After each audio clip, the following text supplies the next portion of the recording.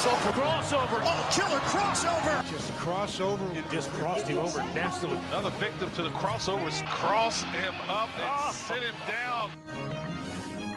The crossover is powered by Everlevel Concrete Repair in Omaha at everlevelconcrete.com. Do you have a cold as well? Whoa. What's this? What's this? I got the allergies, yeah. Okay.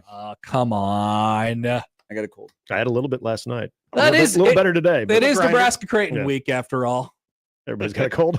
That's the time I get sick every year. Oh, really? So stay away. I got a home hockey weekend, so I probably will. I think the change in air from Las Vegas to Omaha, because I woke up Sunday morning and I was like, might have to in my house turn on the humidifier. Yeah. Oh, did you get the dryness? Yeah. Inside the nostrils. Ouch. Yep.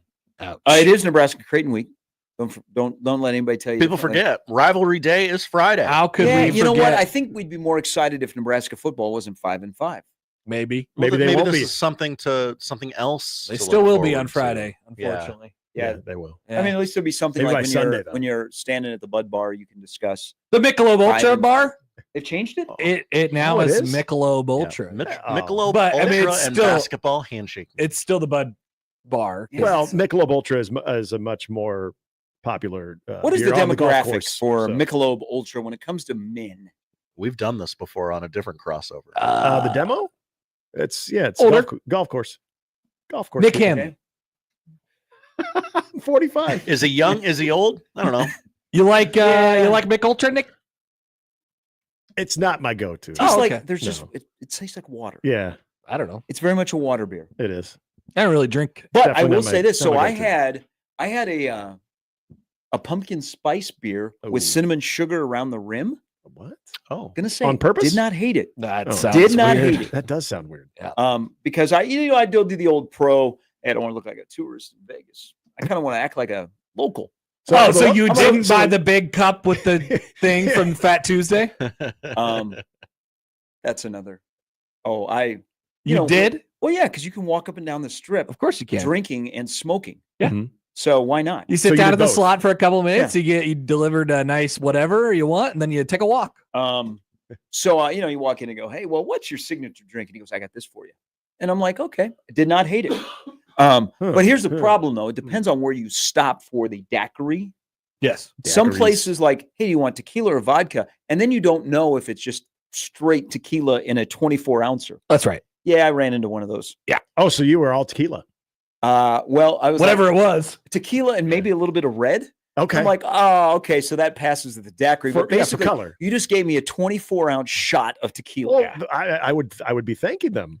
That would be very nice of them. Did you get it comped? I did not get it. Oh, so you paid you know what? I mean, $36. hey, it's like a large coffee from Dunkin' on the Strip only costs $7.95.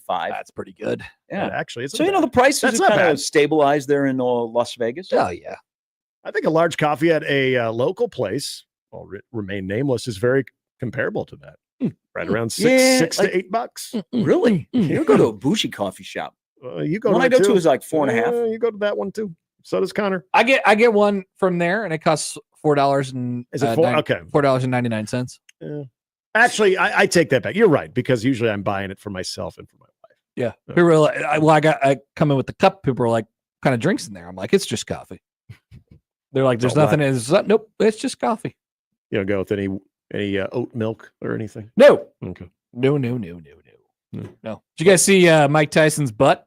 Yep. Yes, I did. And one of the very few things that I could actually see during that fight. that part was streaming Yeah. in crystal clear HD. So how many people why was found that out? not buffering or digitalized? That was So awful. how did you watch it? Did you watch it on Netflix? Yeah. Or Antonio Brown's live stream from the upper deck? Or Yeah. meth streams? People found out about meth streams a lot on I Friday did watch night. it off of Antonio Brown's. I watched a it little on bit. my phone. And then once Was it I on realized, Antonio Brown's stream though? No. once the fight, once the fight started, when everyone was getting wind that, okay, I think the Netflix thing is at least somewhat functioning. So then I went back to the TV on it and it was working, but then it would buffer and it would stop. But for the most part, once the fight got to the second round, it was kind of working. Okay. So at MGM Grand, the sports book there, Oh God. they I can only had it on imagine. they had it on the big one, the main one. Yeah. But they only had it on 2 other TVs. And there's not a lot of room there either. No. That's not a giant. But I was sports book. there because I was betting on the Washington UCLA game. Yeah. And so I had it on. So at the corner of my eye, I was watching the debacle. Yeah. But they were, I mean, the amount of people that were betting. So there was a line right before the fight actually started and they closed it. Mhm. I mean, there was a lengthy line. All the people, because this guy said, if you're in line for the fight, you got to come here. Anybody else come over here. Did you happen to see a guy with a red Yankee hat and a jacket, and a Fred leather Durst? jacket on? Oh. Yeah. That was, I did not. oh, interesting. Why? 'Cause- Is that a friend of yours? Yeah. I yeah. thought maybe Fred Durst. I saw that guy a lot in a span of 2 weeks Is Fred Durst your friend? back in April. Yeah. It's good. He Great. said a red Yankee hat on. I just figured, isn't that what Fred Durst does? He like plugged his phone in one of the outlets and the people would come out from behind the counter and they'd be like, what the hell? And he would not have a care in the world. Not have a care in the world. Love that guy. Excited to be back.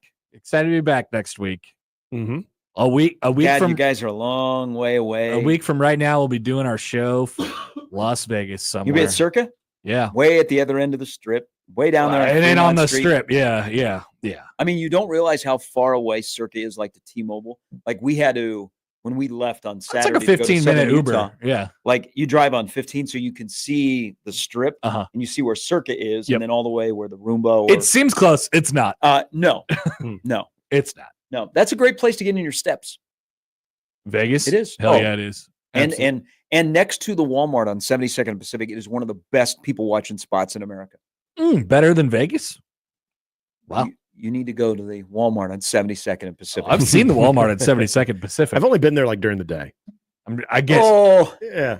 you will learn America by going in there and seeing what people deal with.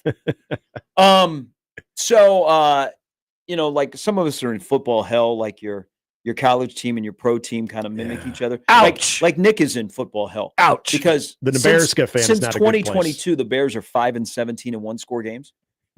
There's a lot of similarities. by the Yes. way.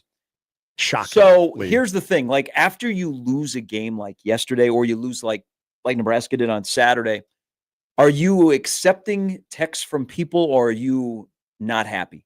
You know how like after a bad loss, like our friends, like the Vikings lose a game, we Mhm. might text Schaefer and go, Yeah. "Oh man, that's tough." Yeah. I would never do that. I bet you have. I would never do that. I would just stay away and then ask them about it on the show on Monday or something like Yeah. that. You don't text them like, "Oh No! man, that's a tough one." No, I don't want to check in with them. I know that they're in hell. I am not. Good on you. Did Yeah. you get texts yesterday of Yes. people like, "Oh man, Nick, I feel bad for him." I'm Yeah. not a Bears fan, but man, I got a lot of T's and P's yesterday. I'm sure you appreciated none of them. I did not. And honestly, after the Hail Mary, I thought it was more comical to get them. This one really did piss me off because I allowed myself to believe for a moment. Yeah. I thought it was 2018 again or something. I allowed myself to think that they could actually win the game. And then, of course, 2018, that famously turned out well. yes, it sure did. Double doink. Doink, Mhm. doink, doink. But No. that was the last time they beat Green Bay. I didn't watch the game live on Saturday. I had to watch it afterwards, and I got to say, what a great experience! First of all, watching the game later. Okay, the- hold Welcome on. to my world, Yeah. Nebraska. So It was I know you've fantastic. done this before, But then I had 158 text messages. Disgusting. Oh, wow. do we believe him? 158. It was all from probably one group chat. He's very popular. Well, but also I'm thinking like You if- should see If you all would my. have told me 2 weeks ago before the election, I would be like, "Yeah, you got 158 text messages. 147 of them were from campaigns." You should see all the group chats that I'm in and how like they're all on mute. Every single one of them. So I'll get to but- it when I get to okay, it. so with the Creighton game, Yeah. did you avoid? Not really. I didn't watch it at all live. But you knew what the score was. I guess me and John sat down for a little bit and watched a portion. There was like a drive in the third quarter that I was able to take in live. Now, what would have been the reaction? Because I'm thinking, what basketball started at 6. Yeah. What would have been the reaction if Nebraska would have scored on the final play inside the building? Positive. Would people have been like cheering and you would have Yeah. looked around? Mhm. Like Fedor would have looked around and said, There would have been like a whoa. They passed the ball out of bounds. Why is everyone cheering? Yeah, because they have a college football score bug that Yeah. flashes up in there. Yeah. It would have been like a ooh. But people, watch it on their. But they've been cheering. Like, would Jake I Ryan didn't have stopped see- the game? Oh, Jake wasn't doing the game, was he? He was No. not. Last year, Would they have stopped and said, no, Nebraska They would not football, have. 28, USC 28, going to overtime? they would not have said that. No, there was a lot of people at the Wisconsin game last year because I was at the same time a Creighton game was happening. The people just like I could see it just by looking around. Yeah. People had their phones out, like literally watching the game, or there would be a migration back to the Lexus Or up in Club the or whatever. suites, you can Yeah. see Yeah, that yeah, people yeah. have the TV. It was on. it was the same thing. I didn't see much of that this past Saturday. Oh, really? Yeah. Okay. So maybe there's an edict from above. No Nebraska football can Could be be. shown at a Creighton basketball game. At the game that Nebraska beat Michigan State in 2015, hockey had just ended, but I was I was keeping tabs on it, but I was very surprised with the amount of people behind me and around me that didn't leave their seat. The players and everybody was well off the ice, Yeah. but they were sticking around watching their phones because that was when Nebraska, and then of course the Brandon Riley moment, and you hear a collective cheer. So, and it was, I would say, if I had to estimate, there's probably still about 100, 150 people in their seats. and then like watching their ooh, phone. did it go to Yeah, bounds? Yeah, and then when Yes, but they're not going to call it. when they reviewed it and then they let the call stand. Yeah. Oh, there was Calling the failed there was stands. audible cheering, and I don't think, because you remember who would have been the athletic director at the time, I don't think he was wild about that, but he was probably like, "Hey, all right, cool," but he didn't love that people were probably showing- you mean Trev? yes, Yeah. showing more enthusiasm about Yeah. that moment than they probably were the entire night at hockey. Yeah. They make a calculated effort to not. I mean, I think people in the suites can watch it, but yeah, they don't want anything to do with it. All of a sudden, the Fox channel is blocked on Cox Cable at CHI. That'd be pretty funny. Just Call because your provider. Creighton plays a lot of their games on Fox, so they just Why can't I get the game? Because of the fall, we got football, and we can't have you watching the yeah, Nebraska game. didn't quite take down That'd be that a good firewall Reddit yet. thread if that Yeah. ever happened. Yeah. Were you guys following the Reddit thread of the people that were in town for the Billie Eilish concert last night? No, but when Actually, I it was drove by lines. the arena on Saturday, the tents. Yes. I heard people thought it was a homeless camp, So like legitimate. it was weird Mayor Stothert would never allow that to happen. exactly. because all of the tents seemingly were the same tent.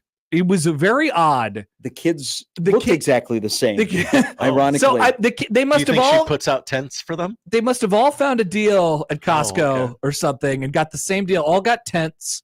And then I went in there. I'm like, why do they have what is the point of this? And they were like, well, the floor GA. is Yeah. all GA. And I'm Yeah. like, oh my God. Mhm. So yeah, they were out there and well before the Billie and Eilish concert. So I think it was Channel 7 interviewed one of them. Do you think this would be better if you had a streetcar? That was like the premise of their. Oh my god, That's a great angle. What an angle. Wow. And so this person was like, I don't think they were from Omaha. So they were like, I don't know about this. But this Got my person- tax dollars. This Why person not? basically they're following her around the country, Mm. and so they camp out before her shows. Okay. I can't Okay. remember. I don't think I've ever camped out for anything like in line for. Oh wait a minute, like a Black Friday sale. I've done that before. You Really? have. Like I I've waited remember- like 4 hours to get into a Best Buy on a Black Friday. Did you guys ever wait in line for the college football game? I waited. I but waited that was only like an hour. Yeah, it before wasn't that long, yeah. before game day in 07 against USC. There because I was game at day that was game game day was too. in the stadium. Yes, they were. And so we got there probably. I mean, it was really early, 3-4 in the morning or something Yeah. like that. And we got out there and went in. What number in line were you? I don't know, but I got in. I was right there behind the stage. I was. Many people were throwing corn at the screen when Lee Corso picked USC. Whoa. Many people around me, not me. You were just telling them, don't do that. Yeah. Nebraska nice. Yeah. Yeah. There are legendary stories because I don't know that there's a ton of events around here that people camp out for. Like, it used to be About the okay, release of a video when game. tickets go on sale, like at the box office, people would camp out. Yeah. Now in the College World Series, Usually a it's like Star lottery. Wars movie or whatnot. Yeah. They just have to be Saved an by the inter- Bell camped out for YouTube. Is the tickets. last Yes, they did. is the last big like Omaha event where people camped out for multiple days when Nebraska baseball has been in the College World Series? Probably. Yeah. Yeah. Probably. Because you don't have to anymore. Nope. You can just go online. Like all you have to do now is camp be a out in front of the hacker. Ticket office at CHI because you want to be the first in line. Yeah. That does you no good. Nope. Kansas students do it for every basketball game. Duke as well. Caitlin Clark. Oh, do they? Yeah, Duke does it as well. Do people camp out in Lincoln for Caitlin Clark? No, but they were No. there real early. Yeah. At the door. They had their tickets, but they wanted to be the first people in Mhm. to see Caitlin. Warm-ups. When those doors opened that day, it was wild. Do you Was know it the running of the Gumps? It was wild. I mean, I had never seen people rush in like that and fill the arena in minutes before that game last February. Josh, would you camp out for a movie to be the first to see it? No, because you can pick your seat now. That's right. That's Yeah, ruined the true. fun. It has. Kids will not understand. Like Star Wars, you could camp out for days because you want to be the Mhm. first in the theater, get the best seat, and watch the movie. Go and wait in line for the release of the college football game back in the day. Now you just, it gets sent to your Xbox. I remember getting in line for GTA 5. I think this was in college. GTA 5. I was pretty jacked about GTA 5. How long did you have to wait? I mean, you just had to get in line. Yeah. Right. So it was Once they opened the doors, I it was was there. pretty- I was pretty there for a fast. while. Okay. Yeah. They even made it so I think we waited inside the store. Oh, Like okay. everybody, they were still Oh. letting people in. You had to Yeah. wait in line to get your game. Yeah. Why don't we bring back the tradition in Lincoln where students have to camp out to get into the stadium, and then we can have the great visual of Rhule delivering donuts. Yep. There you go. Danny Nee. Bring food. So in the old Well, I Devaney think Center, in the- Nebraska would have to be good in order to do that. Whoa. or some wisecracking college student would say, "Oh, a donut. See, it's got a 0, Yeah. just like your Ooh. bowl appearances." Oh! Yep. There So would be. in the Devaney Center, which had the best student section, was it the Dead Dog Alley or Red Dog Alley, whatever it's called? The red zone. Was it the Red Zone? Yeah, the red zone. The red zone. Yeah. But I have a T-shirt of a dog when I was going to school there. Unless Clifford? maybe No, it's not Clifford. It was like a ferocious dog. I do remember Red. Clifford's yeah. a nice dog. He just Red helps you Zone, I read don't- books. He's red though. Clifford helps literacy in That this is true. country. That's right. Yes, Clifford. But Clifford is essential. people would I camp was like out Clifford. at the Devaney Center so you could be the first because like it was a rush to get the student tickets Get back those in the day. rickety of Danny Nee. bleachers. But Nee would come along and he'd like pass out food and pizza. and Thank stuff you, like that. Danny. Yep.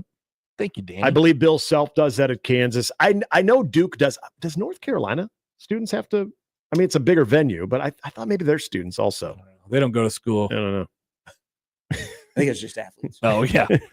Michael says, I used to work at NFM, and back in the day when Black Friday was a thing, people would start pitching tents at about 3:00 in the afternoon on Thanksgiving. That's crazy. The thing they didn't know is that a lot of crap would be on sale and available the week after for almost the same price. Well, I now- think people are starting to figure that Well, out. now now. Black Friday starts like today. Yeah, but sometimes it's a tradition though. You do that. Like you have your Thanksgiving meal and then you go and you stand in front of the store that's going to open, Yeah. even if all of the deals are online Yeah. and might be gone by the time you get into the I actual just- Yeah, store. or you could just not. I'm so glad I never did that. Yeah, same. Just Same. never appealed to me. No Uh, matter what might be on sale, never appealed to me. Brian says the line for the GA section when Nebraska made the College World Series was insane. The first year was like people were there for like 3 and 4 days. Yeah. That's awesome. That And was pretty so crazy. did they have to separate? Because I remember how the old GA line worked at Rosenblatt. Like it would be on the hill back Mhm. behind there. Yep. Like, so did they had the so there were more games. Yeah, there was Tulane and Stanford played prior. Right. So yes, so they had just the Nebraska line. It's like you can go into the Yeah. Tulane Stanford game if you want. It's right here. They're like, no, thank you. But I think it was like I think they allowed people to start setting up shop on Tuesday and Nebraska played on that Friday. Wow. Oh, yeah. Matt brings up Paternoville, too. Penn State used to have Paternoville. So students camp out every home game. They went there years ago and it was a blast. Now it's called Nittanyville. I was going to say, probably don't call it Paternoville anymore. Yeah. Yeah. They've moved on from that. It's Nittanyville. Paternoville. Now that we're talking about the old days, because that's what we do around here. Steve says he used to, he stood in line yesterday at the Lego store to get into the Lego Oh, yeah. store. I've heard the Lego store continues to have a line out there at the Continue. outlets. Yes. Continues. Been open for over almost 2 months now. Right. Wow. Yeah. Why would you wait in line? I Like don't- get there before the I think store they have opens. a capacity thing too, where it's like One in, one out. Yeah, certain Oh, amount in, fire certain code. amount out. Yeah, yeah. So people hang out and they play with the Legos. I think so, and you'd be surprised how many adults there. A lot of You'd adults be love their surprised Legos. at how expensive Legos are these days. Yeah. Oh, yeah. I had to buy Oh, somebody a yeah. birthday present. Like, you know what? I want the Star Wars special. Oh, Mhm. And I'm like, yeah, I'm thinking probably $60. No. Yeah. To do the Death Star is like $800. And I'm like, I don't think so. Yeah. Kid's going to grow out of it in a matter of months anyway. It's a great lesson. If you want to be good at something these days, just buy it. That does not apply. There's always a shortcut. Okay, Mr. NIL. I mean, okay, yeah. You sound like a booster. Yeah. Well, Did you call the show on Saturday? You want to be good at basketball? Fine, pay for it. You can. It's available for you. I got a guy that knows an international player. I'll hook you up. Yeah, he's played professionally for a couple. Did you guys enjoy the late night? So it's the greatest reality show going is the NFL. Did you guys enjoy the late night doodle game? The late night doodle game. Doodle game. Do kids doodle these days? Yeah. Okay. Yeah. So watching that game and the helmets, when I was in school, and I didn't pay attention very much, you would doodle stuff, and I bet I doodled the most Charger and Bengal helmets because of the logos. Okay. Like that, the Van Halen logo and MTV. The Van Halen one. Yes, I'm with you on that one. I got really good at drawing a block in. I was always doing the Cincinnati C or the Chicago C. Yeah. I never really did the Charger, Bengals. The Charger bolt maybe, but the Bengals no. The Bengals seems hard. I mean, yeah, you got got like a stripes. Yeah, a lot of stripes. No, it was great. That would be like tough. the Bengal helmet is a good one to doodle. Oh, I think it'd be hard. And I've never tried it. Then if you had a good one, you'd put it on your book cover. Kids sell book covers, or they even have books. Oh, I loved book covers. And you had to learn how to put a book cover on. Yeah. That's why back in the day it was paper or plastic. You're getting paper, so you could use that paper sack for your book cover. That's right. Oh, I loved doing that. That's exactly right. I got good at it too. Tell you what, if anybody needs a doodler, I was really good at MTV. The MTV logo and then the Van Halen logo. Did and you go WWE. Did you go like the 3D, WWF like the 3D shade on it too? Yes. Oh, see that? Yeah, that's when you're taking it to another level. That's pretty impressive. It was the only thing I could draw, so I never became an artist. I just draw sports stuff. I love stencils. Remember stencils? Yep. I love stencils. Spirograph? Oh yeah. Do kids still have trapper keepers? Stencil everything. I don't think so. Okay. Agendas. Agendas. Do they give a lot of people have agendas. Do they? You're talking about kids. Do they give them agendas when they go into school anymore? Was there something that was always just? They put it on their ally-calendars. I know. Yeah. Well, let me pull out my laptop. Drunk uncle. I am drunk uncle. Wasn't there something that was like you would just grimace though when you would hear the opening of the Trapper Keeper collectively because that meant you had to do your assignment or you had to pull out the assignment from the night before? Yeah. It's like, oh, I don't have it. Yep. And all the trappers are just peeling open. Ooh, did I forget to do that? See, that's what you left guys it in my mom's car. You should be able to have like a day in school, like experience what your kids experience at school. That is a great idea. I would love that. That is a great idea. I would have a great perspective. I've always just wanted to sit there for 2 hours. It'd be really creepy if I just sat there at my kid's daycare for 2 hours, but I just want to see what they do. Yeah. I just want to see what is our money going to? It's a great, that would be awesome. Do they not give you access to a camera? You cannot, no, because that I think it's a law, but most of them use apps where they'll continuously update you on certain things and they'll take pictures throughout the day of like your kid socializing and whatnot, or some of the do they lessons keep like a log? Yeah. Okay, that's good. Yeah, so you got an idea of like what they're doing. But if there was when you get like a notification when he does something? Yeah, he's like they don't pee. Yeah, I do. Okay, you guys want to know what's going on right now? I can Not really, but but if there is an incident and you say, well, can we see the camera footage? You can request that, and you'll sit down with the director. He just jacked Susie in the face. Yeah. Have you had an incident like that? He had a bite, and the director thought that. Then the director saw a bruise on the back of his head, and no one knew what it was. So then they thought this was them, not us. The director thought the teacher had grabbed him like too physically. Oh, and so she wanted us to go through the film with her and show what she thought she saw. Ooh. Wow. And it was nothing. I'm like, really? Kid's bruise. You think that you could have made the news was excessive? I think they were trying to get rid of this girl. Oh. And I think they were trying to use our son as their agenda. And I didn't want to be a part of that. Like, good job by you. I don't know what this person has done to lead to this ambush, but I don't want that incident to be the end of her. That's right. You don't want to get ready. I don't think it was anything that was excessive. Yeah. So yeah, they're like, I mean, we're willing to do whatever. Okay, so far he had he ate most of his breakfast, which was cinnamon rolls, blueberries, milk. Delicious. Signed in at 8:18. Those are the only 2 updates I have right now. Okay. Yeah. It's good to know. Yep. It isn't. You'd have to describe it. You want to read Sean's email or a tweet? It looks like Sean did some doodling in school as well. Oh, I remember seeing that in Superbad. The kid that's what he drew. I don't think that's what the Creighton logo looks like. That's what he drew in Superbad. Let's see. It's a big week for him. He hates Wisconsin. He hates Creighton. Yeah, it's it came up quick. This is weird. This is season's weird. almost over, boys. We only have 2 more weekends of college football. Usually the day after conference championship games. It was always that Sunday. Right. So we're 2 weeks early. I just think they wanted at one time to play Nebraska-Creighton men's basketball twice a year. Played in December and played in February. Did I hear you prop for the idea that they should open the season? Yes. Oh, he's been on that since. Yep. That would be a hard disagree for me. No. Why? What a great way to kick off college basketball in this state. Because Nebraska and Creighton play? The buildup is what makes it awesome. You get to you have to independently figure out whether your team is any good or not. And you get to see they've had common opponents too, which has been fun. Yeah, that's been fun. If you play in the first game, it doesn't tell you anything because there's like 100% times more likelihood that the game is a fluke. Cop out here. No, it sounds like you don't want to get Nebraska an advantage. No, it sounds like Nebraska fan wanting there to be a fluke in the game. I want the game to be real. Was it a fluke 2 years ago when Nebraska rolled into? Ryan Cookburner had mono. Do we know that for sure? Yes, we do. He sat out multiple games. I thought it was COVID. I thought it was mono. Now we're changing the I thought he was sitting out to preserve his eligibility for the NBA draft. He played in that game. He was horribly sick. Oh, you know what? Greasel had like 109-degree temperature. Yeah, and he toughed. I heard about the whole fire alarm thing this weekend. Oh my goodness. Yeah, probably would have swung the game the other way. I don't think I'd get out of bed if I heard a fire alarm. Well, they make you. But I wonder where they were staying.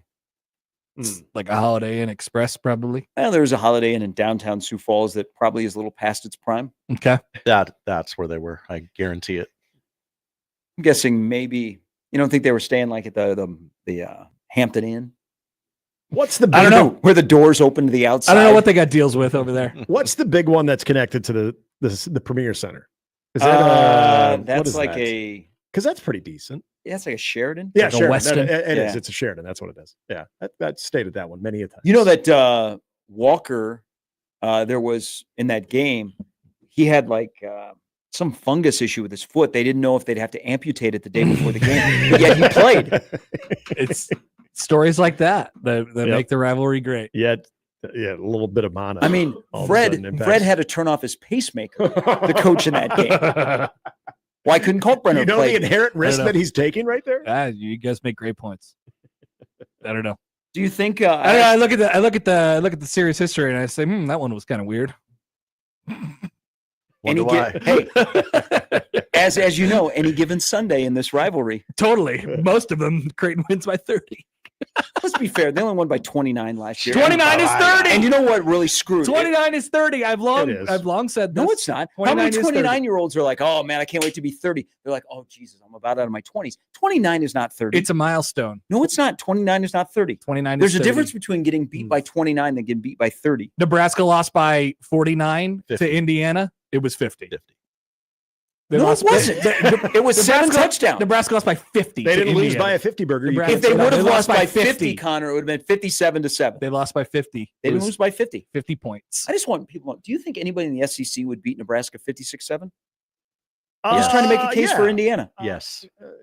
Yeah, I do. Do you think Georgia could score that much on Nebraska? Yeah. To be fair, I don't think Nebraska would lose to Indiana by 50 again. That was a bad. That's actually a positive take right there on a day that we need positivity. Yeah. Jalen Milroe would have 500 yards. Oh, through the air or on the ground. Oh. Yes. But you know what? Why are we so down on the defense? The beauty of Nebraska football is they're not playing him this weekend. That's right. They are playing a guy that Locke is not good. He's not good. You know what would be a good I'm sorry, he's not. I'm not trying to say things are well in Lincoln, but he's not good. So Wisconsin has owned Nebraska just as a little, like have fun, got nothing to do, sitting in the doctor's office waiting for my appointment. Go through the list of quarterbacks that Nebraska has faced when they played Wisconsin. Since they joined the Big Ten. Okay, outside of Russell Wilson. Yep. Joel Stavey. Tanner Mordecai. Who was the dude that played in that? Alex Hornibrook. Yeah, he was bad. Kurt Phillips. Phillips, he's the one in the Big Ten championship game. This is not guys that you're going to find on the Ring of Honor at Camp Randall. No. God, who was between Stavi and Russell Phillips? Wilson. Yeah, he's the best. And Yeah. that you can only go down from there when that's the first Big Ten game you play and he's the opposing quarterback. Yeah. Who was the guy before Hornibrook? Why am I blanking on that guy? That would have been Foreplay Brook. That would have been No, that'd be after Hornibrook. Oh, sorry. Yeah. that would have been Stavi, right? I'm pretty sure there was a Stavi Phillips. 15, because Was Hornibrook? they played 15? Hornibrook. No, Graham they played Mertz in there. Hornibrook in 17. Yeah. Was that his 1 year, or was he there in 16 also? Hornibrook, I think, had 2 years. Okay, so 16 and Then 17. you have Graham Mertz is in there. Mertz is couple years after. ago. Mertz is after. I feel like we're missing an obvious one. We're That missing a was- guy in 15. That was not good. Hold Yet on. they probably still. Well, yet they did beat Nebraska. 2015, Nebraska, Wisconsin. Remember Rafael Gaglianone? Yes. Yeah, and Amani Cross running a stretch play on the 2-yard line. Awesome. Mhm. And the Jano run, classic. Yep. Thought that was the game. Joel Stavi. Oh, it was Stavi. Okay. Ready for the stat line? It's really good. 24 of 50. Oh God, he threw 50 times. That was the year where everyone decided we're going to pass on Nebraska because it seems easy. And they were right. He threw for 322 yards Oh my in that God, he game. did. And then the fat kicker. Rafael kicked the game winner. Gaglianone. Gags. Yeah. Remember when Stavi literally had the throwing yips? He was Chuck Knobloch. He was Nice. spiking the ball. Nice. It was Tommy quite Armstrong impressive. that day, 11 for 28. Man, I didn't realize Stavi was all the way up to 15. Yep. Stavi time. Stavi stuck around for a while. All right. Well, hey, thank you. Sorry, I didn't Braden Locke's know that another was one of on. those. It must have been on the whole time. He was throwing Bowserman like balls against. It's just Oregon. it's an argument that why does Nebraska need Raiola when Wisconsin has beaten Nebraska and Iowa's beaten Nebraska with like the Deacon Hills of the world. Yep. It's true. Maybe this is the year. Jake Rudock. That Dylan Raiola beats Iowa and Wisconsin. Yeah. They've only beaten them once combined since 14. That's right. That gets you to 7, and then you're feeling Oh, nice. We're back. Then we're going to yeah, Phoenix. Well, this- then you win the bowl game. You're at 8. yeah, then 8 this- and 5 sounds a lot better than 6 and 6. Then the season just takes a different turn. Or 5 and 7. We say crazy things. It will not be 5 and 7. Oh. I'm 5. So and you 7 think guy now. one of the streaks is ending? Nebraska will get to 6. You think they're going to have to vacate a win? Is that what you're saying? Wow. Am I the only? I Is it this week? I am the only person that has said they will win 6. Right? I said it before the USC game because I did not expect them to win. Yeah. So I said they will win 6. No, they'll win. Nick was on 6. I think Nick is off. I'm Nick's off. 5 and 7. Yep, I'm off. Are you 6? They'll win. They'll win one. Boom. Can I convince you? Sure. Connor, give it to me now. No, I'm sure. Okay. All right, we got a 5. We got a 5. I want to go 6. I don't see why Wanna go not. 6, I'm wanna go 7. off. Can I get you to 7? I don't- Can I take you to 8? Can I take you to 8 in a bowl game? Can I take you to the Mayo I Bowl think- in Charlotte against Duke? Get you to 8. Maybe they will intercept one of the interceptable balls That this lock, week. that lock throws. Yes. He will give them opportunities. That's for Maybe Mr. McNamara will give him that opportunity as well. sure. Cade's back in play. But Could you- be. You have to do it. You do have to intercept those balls. Yes, you do. Not just one either. Thank you, Sierra Wright. You got to be tall enough to get to him. Oh, This- thank you, emailer. Hmm. We're forgetting about the 1 year of Jack Cohn. Yes. Okay, that was the guy I was thinking of. Yes, the Jack Cohn. Yes, Jack Jack Cohn. Cohn was my guy. He was from Long Island. They were cones. Yes, that was the guy I was thinking of. I knew there was a name there that we're forgetting. We did an interview with Boomer Esiason 2 weeks before that game, and he goes, "You got to watch out for Jack Cohn. Watch out Jack for Cohn's Jack. a Long Island guy that went all the way to Madison. Oh, I remember. because it just means more. He was like he was committed to Nebraska or like was going I think, to. I think Nebraska recruited him. Didn't Nebraska recruit Mertz too? Yeah, They but were- Yeah, because they he's were- a Kansas City kid. Yeah, they were in on Mertz. Yeah. Hmm. Oh yeah. Just Mertz. imagine if you were Wisconsin and Russell Wilson was your quarterback at one time, and then what's happened afterwards. Yeah. Tyler Van Dyke. We don't even get. Yeah. I mean, yeah. thanks for the memes. Yeah, we'll never know. Ouch. TBD. We'll never know. Who's the guy on? Who's? He's like an Instagram model. Is the guy behind Braden Locke? I forget his name, but he's big on the gram. They have an Instagram model. Yeah, he basically does a lot of Playing clothing. quarterback? Yeah, he does a lot of clothing modeling. Yeah, I don't know his name. All right. But they were talking about him when they ended up having to play lock in the Alabama game. They're like, well, Mabry Meteor. Yeah, it's like it's I've never heard of that guy. an interesting name. Yeah, but he's big in the gram. Oh, he's got the 3 crosses on his bicep. You talking about this guy right here? Look at him. Yeah, that's him. He's got Yep. some Trevor Lawrence. He does. Yeah. He's got a flow. A little bit of sunshine to him. Yeah. How does Apparently, he become popular on the gram? I don't know. Well, I get he's a good looking guy. Yeah. You I've don't think seen so? better. There's a No, lot. he's there- got that hair. He's Yeah, got it's the that. He's hair. got parted in the middle, Yeah. like flowy, thick hair. Yeah. That just Okay, I got one for you. 2012 Big Ten championship game. People forget Phillips. they ran for 1 billion yards And and they- like 4 running backs had and over 100 attempted- yards. It was at 8 passes or 12. So Nebraska lost 70-31. Yeah. Where Did are we they lose going? by 39 or 40? They lost. They lost by 40. They They just lost by a lost. lot. They lost by 40. They lost. They gave up 70 points. That's all my brain will allow me to function at. Nebraska had a much better showing in the Melvin Gordon game 2 years later when they only lost by 35.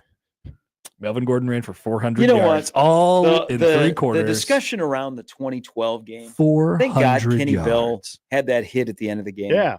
I mean, at least that took up a Wasn't that at the minute or beginning? two of Yeah. Big Red overreaction. That was like while it was still competitive. Remember No, that was when the thing was getting away. the first 6 minminutes of that game were out of control. Oh, yeah. Taylor Martinez has one of the greatest runs Yeah. for a touchdown in Nebraska history that nobody brings up. Oh, Yep. Martinez! Oh, yeah, that was a Gusgasm. And I Oh, lost my that mind. guy can fly. I lost my mind in the press box because Martinez got drilled in the end zone after he'd scored, Yeah. and nobody went to help him up. Wow. Oh. After he had just run for his life Yeah. and then zigzagged his way down the They're field. like, And that's when You you good? thought, Okay. hey, the way Gus was excited back in the day, you thought Gus is on Nebraska tonight. Mhm. Yep. How quickly that changed. yeah. Yeah. You know what? I knew Gus, Gus was just on, really liked Taylor a lot. he did. He had Yep. a lot of Taylor moments. Martinez. I knew 5 seconds into their broadcast that Gus was all over Colorado on Saturday. Mm. You should just know that going in. I'll just make that prediction before every game starts with Colorado. and Gus. Touchdown, Buckeyes. Now, who will he be on this weekend? Like, do we want to pick like who is I like Gus's this team? Rourke. I like Oh, he likes Cool Kurt.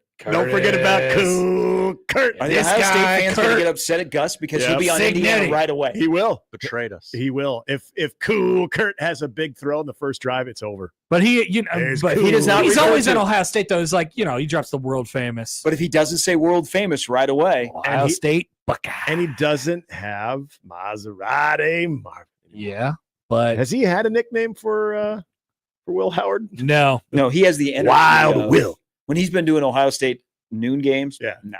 What's the Winnebago Will? Winnebago Will. What do you guys think? 11.5? You like the Buckeyes? You You like the Buckeyes? Feels big. It does kind of feel big. I kind of like Indiana. Doesn't feel big Give to me 11 and a half.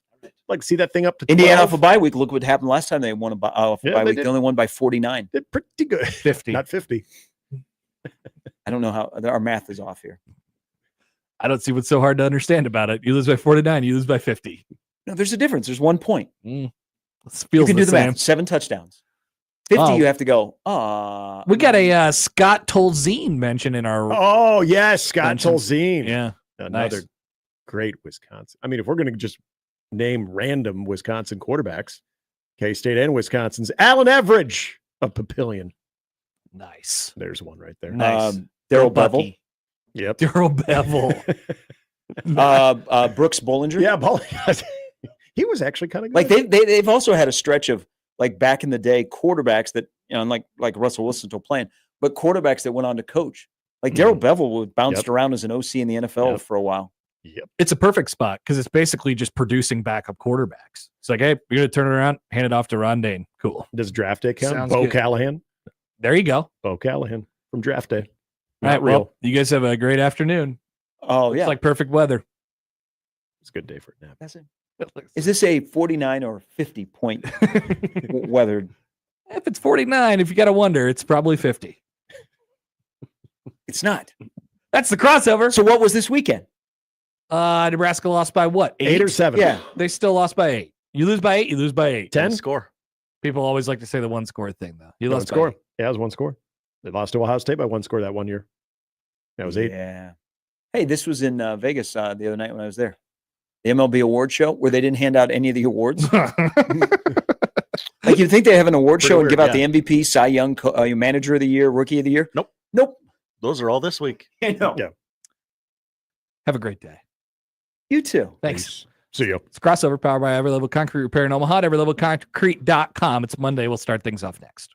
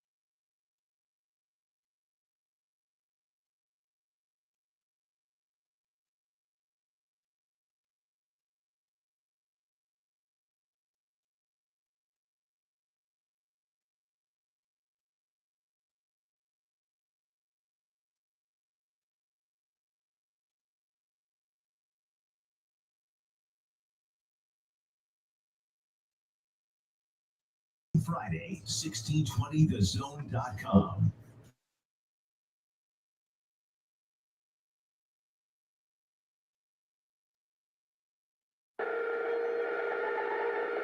It's the Connor Happer Show. Are we sure we want to do this? Could you, make an announcement that we're ready? It's the Connor Happer Show on 1620 The Zone. All right, welcome in. Happy Monday. It's the Connor Happer Show here on 1620 The Zone and on 1620thezone.com.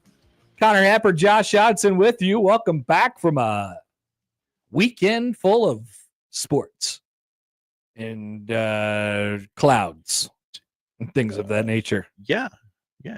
Both of those things happened. Good summary of the weekend. How you feeling, Josh? Good? Bad? I'm all right. All right. Why do you seem confused by the question? Felt like a pointed question. I'm just asking if you're feeling good or not. I am just trying okay. to loosen it up, start the show. Little under the weather, a little tired, but we'll get there. Come on. We got to push through. Yeah. We got to power through. Oh, yeah. It's rivalry week, right? Yes. Rivalry day is Friday. Rivalry day is Friday with all of the coverage for Creighton and Nebraska men's and women's basketball here on 1620 The Zone. Back to back. So that'll be great. That's right. Get ready. It's here. It's a perfect combination. Nebraska football still trying to find that sixth win. They're over their last 1 million in opportunities to get to a bowl game. Rough estimate. I believe it's 0-9 over the last two coaches. Rhule himself 0-8. Ouch. Not good. Gross. Not very good. As Nebraska loses to USC on Saturday in football. We'll talk about that. Matt Rhule of his Monday press conference coming up at the top of the noon hour. Mike Schaefer will join at 11:30. Sam McKewon at 1 o'clock. That is the lineup powered by the referees at John Higgins Weather Guard. I'd love to hear from you all. 402-951-1620 and the 42 Degrees of Source hotline. You could either call or text that number. Very convenient. You can tweet at Happer Show at Connor Happer on the JTech Construction Zone Twitter feed. You can email Connor or Josh O at 1620thezone.com on the Equitable Bank Zone inbox. So we say good morning to the YouTube streamers out there. What's up, everybody? What's going on? Can I get some flame emojis in the chat? You want to do flame emojis today? Why don't we change it up? Why don't we do like, I don't know. We want like a burrito emoji? Yeah, something like that. Can I get some burrito emojis in the chat? Yeah, throw some please? burritos in the chat, please. We could all use the good vibes. Mm-hmm. Good vibes. Nobody's ever been sad while eating a burrito, except maybe Urban Meyer. Oh, there's definitely sad burrito. I imagine some people had some sad burrito on Saturday night. Poll question: did you have a sad burrito Saturday night? Did you have a sad burrito on Saturday night? So that is what's coming up today. We'll ask some questions. Did Dana do anything besides drink a Red Bull and fire off some plays? Was the game management bad or really bad on Saturday? We will Wisconsin, Nebraska's next opponent, has fired their offensive coordinator. Been there. We'll talk about the basketball from over the weekend. Nebraska basketball lost in Sioux Falls for a variety of reasons. Probably just one, though. For a variety of reasons. Creighton basketball won this weekend. Sure There's did. some winners in town. Creighton volleyball won their 11th straight Big East championship yesterday. Clinched at least a share. Going for the whole thing this week with 2 road games. Union Omaha wins their second USL League One title. A lot of teams probably have 2 USL League One titles, though. None except for the one. Oh, I guess. Yeah. Interesting. None other. Huh. Nebraska women's basketball made every shot they took on their game in Sioux Falls. I meant to dive into the box score on It that, was wild. and I have not. They shot over 60% from the field. They scored 113 points. Yeah. That's a lot. That's pretty good, isn't it? Many people are going to want to talk about officiating. I'm sure we'll do some of that today, of course. And it is a Monday after a Nebraska game, after Nebraska loses by a score, after Nebraska yet again does not cash in on an opportunity to get their 6th win and get bowl eligible. So that means we get an appearance from our dear friend Stumanji. Oh, there he is. Hi, Stumanji. Hi, Stumanji. Welcome to the show. Josh, describe this chart. This is a chart. The top line is what I'm going to assume is the title. I will read it aloud for the radio audience. Coaches with 8 or more straight losses when chasing their 6th win in a season. This is a list that is headed by Lou Holtz at South Carolina, who retired instead of got that 6th win. Yep. Posse was chasing him. He just got out of there. Mike McIntyre at Colorado, who was fired before getting that 6th win. Willie Taggart's on there. Mark Stoops is on there. He had 9 tries at a 6th win, did get the 6th win. See? The only coach on this list who got the 6th win. See, it is possible. 4, 5, 6, 7, 8, 9, 10, 11. This is a list of 11 names, and Mark Stoops is the only one who got that elusive 6th win. But look at what happened to him. There, he stayed around and has had some success. Let's circle back on that in a month. Success. He's had some success. They've been okay. He's still around. He's been there many years. There's a coach on this list named Jim Wacker. Yeah. From TCU. Uh-huh. He probably saw the guillotine coming and resigned. Jerry Claiborne, also at Kentucky. Jim Bradley, fired. Rich Rod at Michigan, fired. Bobby Johnson at Vanderbilt, fired. Frank Burns at Rutgers, fired. Matt Rhule. TBD. TBD. I've seen a lot of people this weekend kind of just cashing it in on the Rhule era.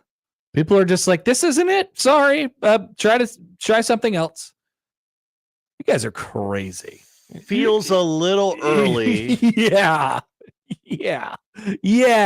Maybe a little bit. I'm not Nebraska's been searching around in the wilderness for something that's going to work for so many years. Maybe they should just try one thing for as long as you possibly can until it gets too overbearing. I would argue that it is not too overbearing right now. It's unbearable. I can't stand to do it any longer. We must give up and we must try again. We are not wrong. In a gots to go situation. No, we are most certainly not. Has it gone the way I thought it would? No. Yeah. It hasn't. Is that suspicious? Yes. It is. Yes, of course. With that being said, there's not much precedent for coaches who have had seasons to start their tenures this way and then made it out on the other side and took the program eventually to whatever the full fruition of where it is they wanted to go. So no doubt about it, the pressure's on.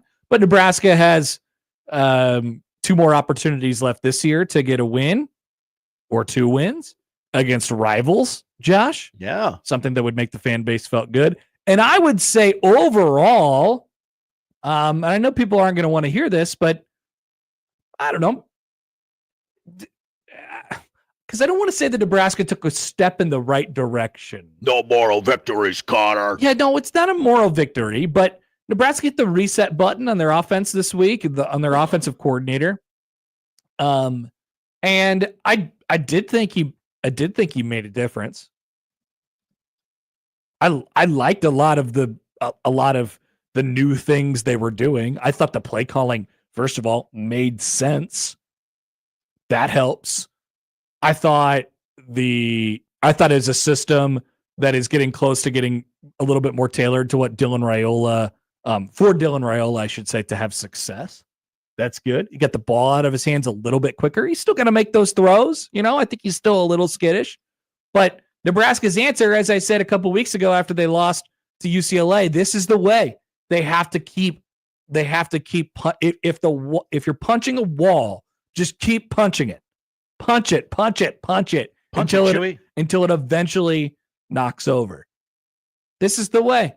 This is the way you have to go, and it's very, very difficult. That's not to say that any or all the coaches and players are just free and easy from the things that happen in the meantime. You have to make adjustments, as Nebraska has, but their only way out of this is to keep fighting. Nobody's going to give it to them.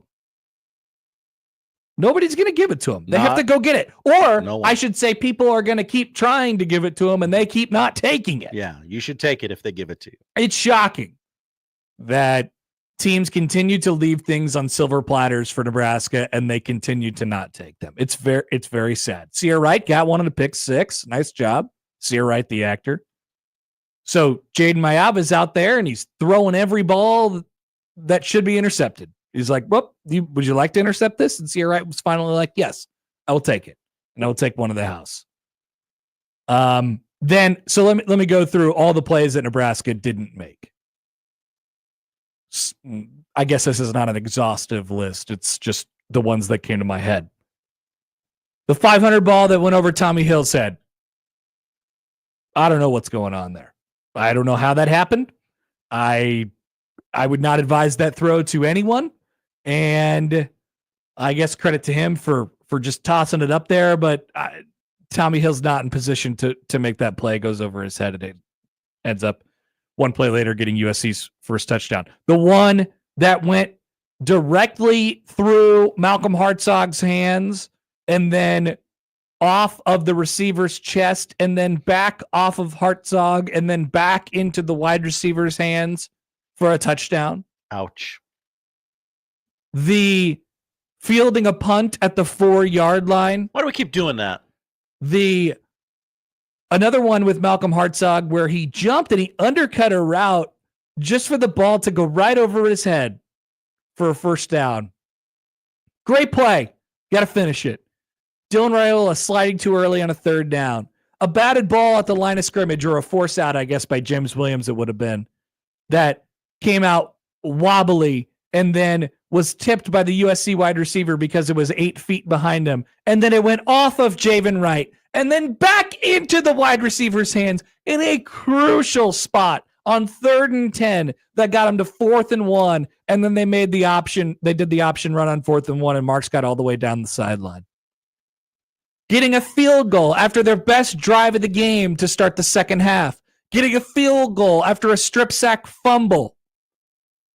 This team loves kicking field goals all of a sudden. Until they are not, they are just that team. Rhule was asked after the game if he felt snake bitten. He wouldn't go there. I don't know. I don't want to say that. Many coaches have gone there before. He didn't go there, and kudos to him for doing that because he knows that Nebraska's way out of this is just to keep punching. Keep punching. But until they are not, they are just that type of team. I've never seen anything like it. I can't understand it. I don't know why Nebraska's put in great position to make these plays and then just simply doesn't make them all the time. I mean, we know why. I guess we've been talking about the mental thing for basically the entire season. But, or I don't know, the entirety of our lives, it feels, I guess, at this point. But they are that team. You give them opportunities and they don't take them. So it's going to, so you got to find the guys who are going to make the plays. Maybe it's Sierra Wright who gets a pick 6 and blocks a kick. Maybe it's finding a guy like Janier and Bonner who looked confident when he had the football in his hands and looked like he wanted more, you know? Or I didn't even mention this one. How about on the strip sack fumble by Ty Robinson that was picked up by Mekhi Bear, and he was tackled by air or a shoelace. Once again, it's another version of Nebraska football players who just seemingly get tackled in the easiest way possible. They must weigh the weight of a piece of paper. I don't know how they go down on some of these, but opportunities that are presented and not taken advantage of. With that being said, there are some positives. You put yourself in a situation with a bunch of opportunities. And yes, I think there were some positives in this game. We'll talk about those. But until Nebraska is not this team, they are this team. And so you could pretty much bet, if you were looking at the last 2 games, that Nebraska is going to be in a lot of situations that mirror this one with a chance to win football games. And until they do it, don't pick them. Don't pick them. Don't pick them because they can't do it. They're going to be in close games. You're asking somebody to go make a play. I'd rather pick them and be rewarded. Well, good luck with that. See how that works out for you, Josh. All right. Hype speech drops Friday. We're off and running on a Monday. Come back and dive into that and plenty more from the weekend and thoughts from you all. Hit us up, 402-951-1620. It's the Connor Happer Show on a Monday, 1620 The Zone.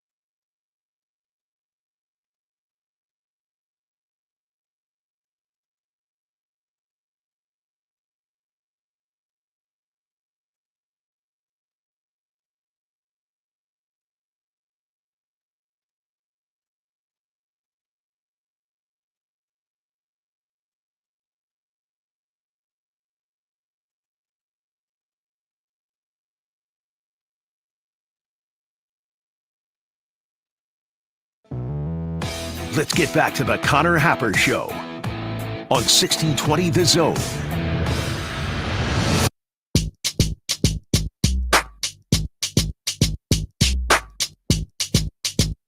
It is Monday on the Connor Happer Show, 1620 The Zone, and on 1620thezone.com. Connor Happer and Josh Hodson with you. Don't forget, Matt Rhule's Monday press conference is coming up at noon. We'll get some thoughts from him heading into the Wisconsin game and how much that heat is turned up here. Nebraska tries to find one more win to get to 6. Maybe somebody will get fired. Stay tuned. I don't think so. Well, you never know. We didn't think last week anyone would get fired. He didn't get fired. He got reassigned. Reassigned.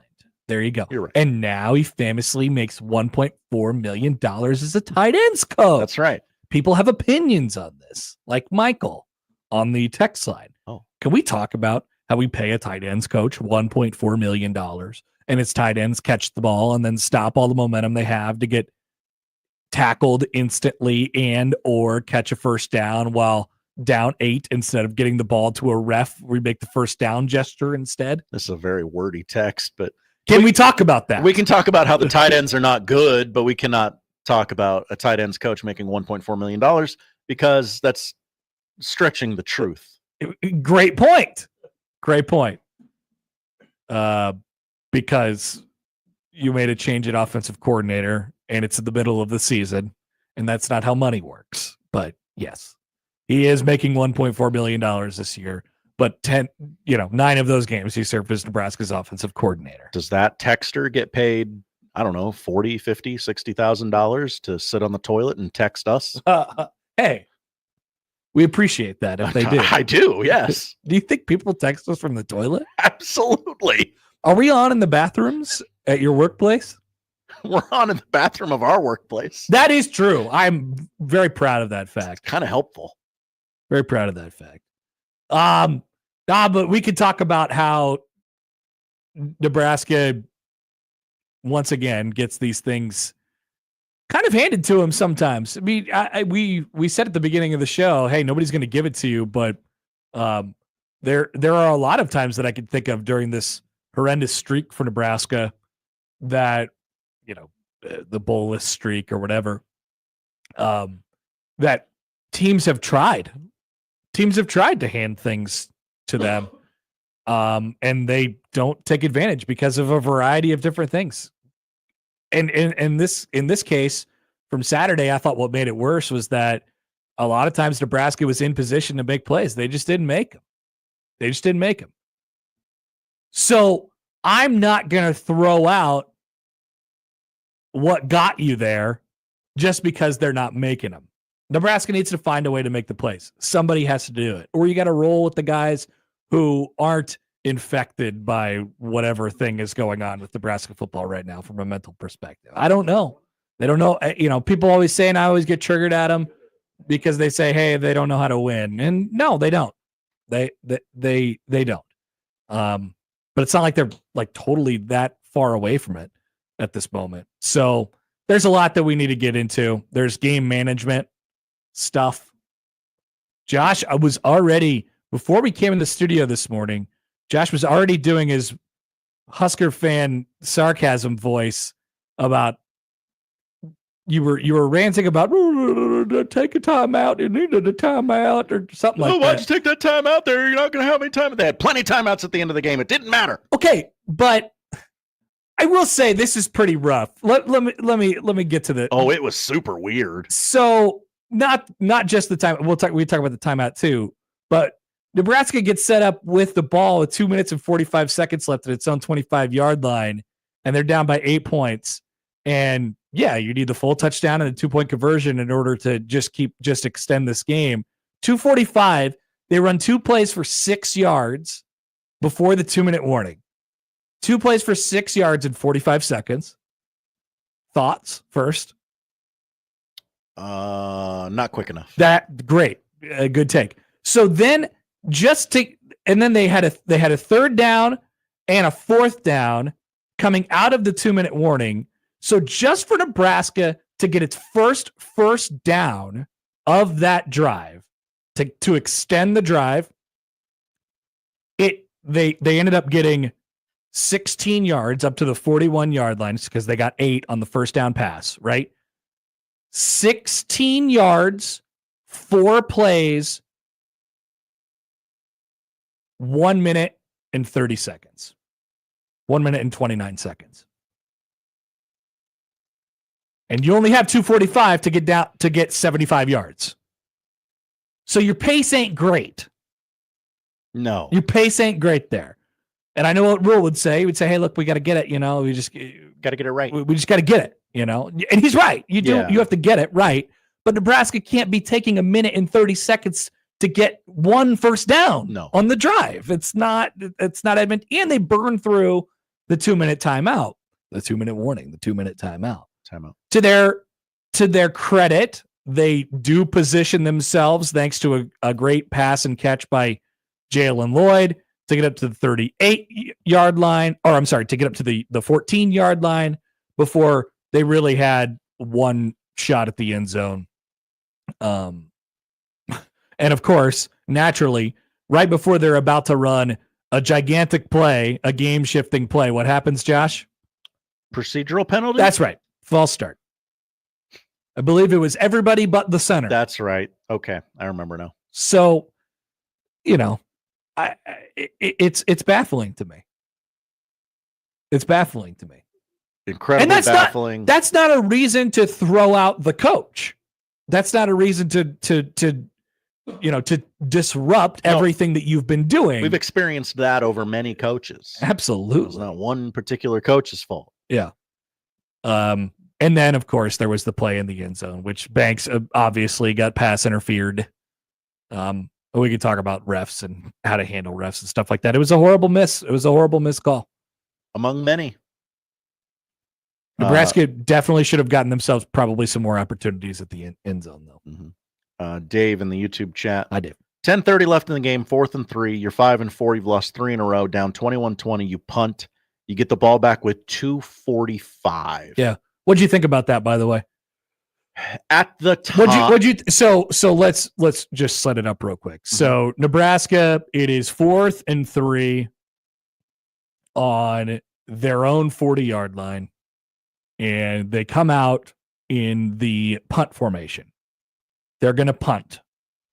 Rhule said after, we were going to fake it. They didn't get the look that they wanted. Mm-hmm. So they took a timeout. And then they put the offense back on the field. And if they got the look they wanted, they were going to run a play and try and get the first down, and they were going to sacrifice it all right there, right? That's a big deal. Mm-hmm. They didn't get the look they wanted. Dylan Raiola kind of checked it, and you could tell that they were actually going to run a play. Mm-hmm. And the broadcasters were confused. Benetti and Brock Heward were sort of confused as to what was going on. You could tell that Nebraska actually had planned on running a play there because Dylan Raiola was literally holding the center. He was like, just don't, I'm not saying anything, but don't snap this. Mm-hmm. Do not snap this, right? They just held it, ate it, took the 5-yard penalty, and punted it away. It looked really discombobulated in the moment. That's for sure. But how it turned out, I don't know. I would like those decisions to be more crisp and like not so. I know you're in the moment and everything is situational, but I would just like to have a book sort of on what they're and Rhule is not that kind of coach, and I think that hurts him sometimes. Rhule is a real feel guy. He's like, do we have the play for this? Do we have the punt for this? Do we have the look for this? Everything is kind of situational, and like that's how he operates, right?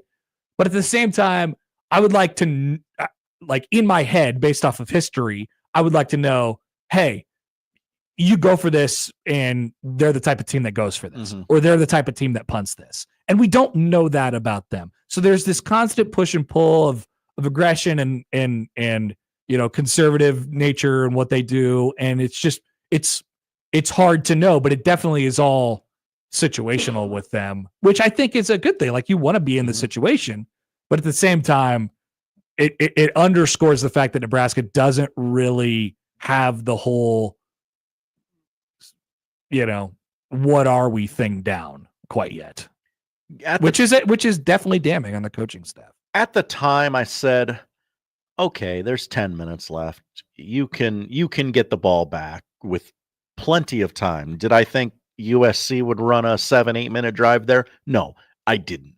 Had a lot of chances to get off the field. Yeah, and they did. A lot of chances.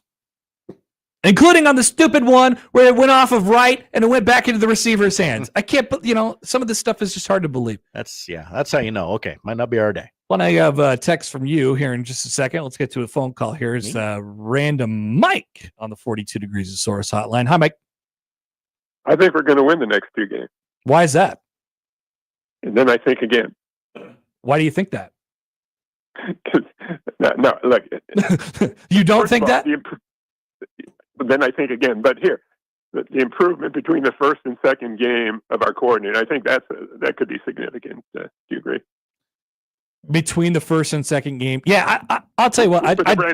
I did like a lot of what the changes were immediately. I thought there was a real pace about them, and I thought the play calling sequentially made sense. Yeah, I that checked the box for me on Saturday. Yeah, but just knowing the players and the quarterback. I mean, a big play. Don't think was that. And I thought it was a good call, but hey, there were good calls by Coach Satt. By the way, I got an update on Leonard Satterwhite if you're interested. But Coach Satt had some good calls that we're not taking advantage of. Mainly with our quarterback who's so talented. But that fake screen, that's a huge play in the game, and he didn't see it. The fake screen. What are you talking about? Which one? Late in the game where Banks is open, and they fake the screen. Oh, yeah. Right? Yeah, right. And I thought that was a very good call, and the quarterback's got to see that. He didn't throw it. Yep. But, hey, as good as Dylan was and is going to be, you could point to virtually every one of these last 4 or 5 losses. If he makes just one play that he should have made or doesn't make a bad play that he did, we win the game. And that's just him, and we know there's so many other screw-ups too. But one thing we haven't heard about much lately is the standard. And they just got to improve the standard, which is practice. One of the biggest wins around here recently was beating Wisconsin in volleyball. And I was intrigued by what Coach Cook said after the game. He thanked the boys. Did you catch that? He thanked the boys. No. Yeah, right after the game. He was thanking other people too, but he gave a lot of credit to the boys. And the boys are the guys in practice going against the girls. Yeah. And I've been to a few of them over the years. These are really good male players, and a lot of times they dominate the girls. There's a lot of failure in practice. These are really tough practices and make the game seem easier. And Wisconsin is almost like a men's team, and they're huge and strong. And those guys, I'm sure, were critical. But these practices, they have to get better. But I thought one of the best plays of the game was Jalen Lloyd's catch. Yeah. At the end there. Mm-hmm. And he was targeted, maybe twice in the game? Can you tell me why he hasn't been used more? Because they need athletic receivers that can separate, and he might be one of the few guys we have that can actually do that. And what a great catch it was. I know. I'm not sure. I don't think I can answer that question very, very simply anyway, Mike. I don't know why he hasn't been more of a piece for them this year. It may still happen, right? And maybe our new coordinator will, and I agree, use it more at Bonner, because every time Bonner's been used, he's really looked good. He just hasn't been used very often. But that's what I'm talking about in the second game, that the coordinator is here, that he'll maybe be a little more familiar with some of the players, among other things. And boy, you get Lloyd in a position where in motion, or where he's not getting clobbered right at the line of scrimmage. I mean, he can really stretch the field and create havoc. And Emmett Johnson, didn't he make a lot of wow plays? And that was great to see. Yeah, he did. He actually, and I thought Dowdell was a little bit, he made it. He got a couple into the open field as well, which was good to see. Yeah. So let's see more of the standard in practice, because all these things you mentioned that went wrong. Hey, guys, just do your job and meet the standard. But that's in practice. And that's what Cook was talking about, the practice that got him ready for Wisconsin. So, I think we can win the next 2. I think there's a good chance we will.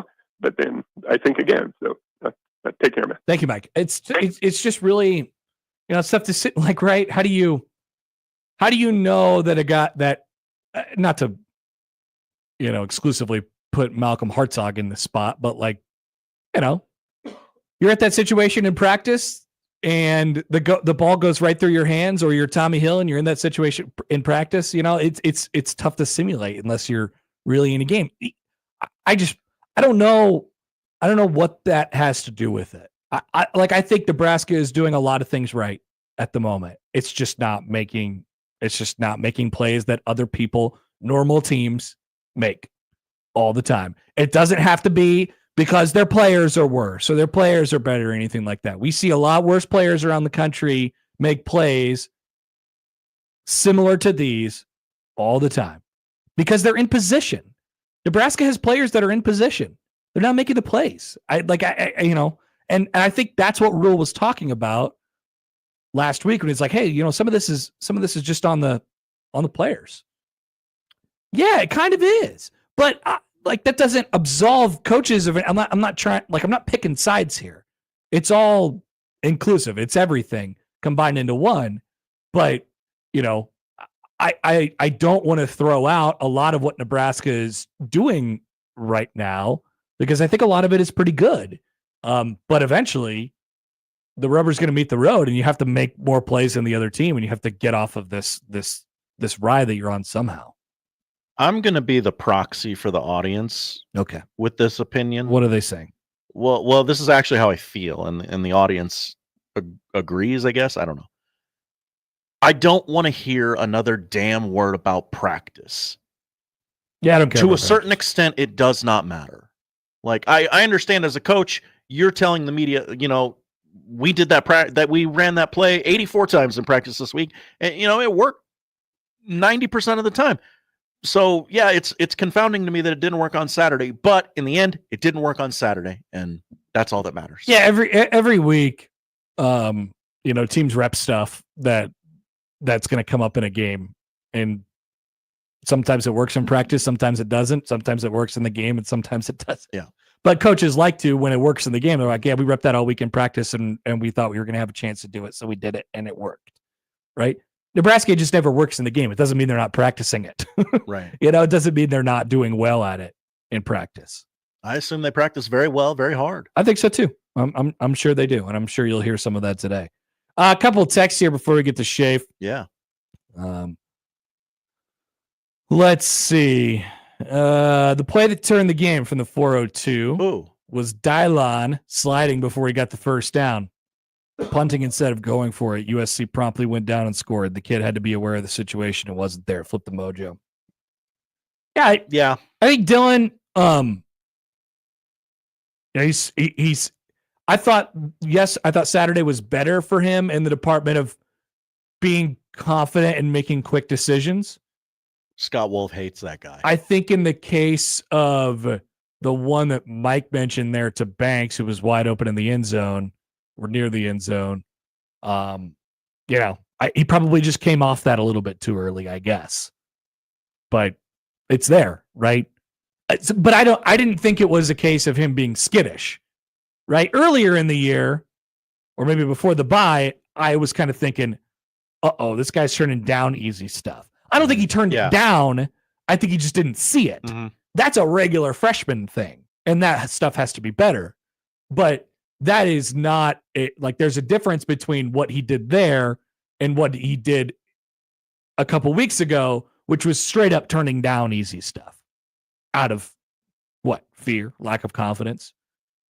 I thought he had the confidence. I thought like it was almost, he tried to fit the ball into a tight area and, Nair on the one to Nair, which got intercepted. But like, I don't mind him throwing that football. That wasn't a bad throw. I think it's to a certain extent, it's good to see him throw those balls into coverage because he's making the throws, right? That was a step for him, I thought, on Saturday. Not afraid to fail. That's fine. That's good. And the freshman mistakes are the freshman mistakes. It's just been a little bit of a wobbly ride for him, but no doubt it was huge play in the game. Situational awareness is important, and hopefully that comes as he develops. Norm, Norm. Nebraska fans are like a guy whose girlfriend cheated on him. Then his new girlfriend is 10 minutes late for a date, and he starts screaming and raving at her that she is cheating on him. We got to get over the past. Matt Rhule's not Scott Frost. What was that? What was that analogy? If your last girlfriend cheated on you and your new girlfriend showed up to 10 minutes late, little snake bitten, you'd be like, oh man, you were out cheating, weren't you hussy? Doc says Nebraska isn't a good football team because good football teams make those plays, so call them what they are, an average at best football team. Oh, okay.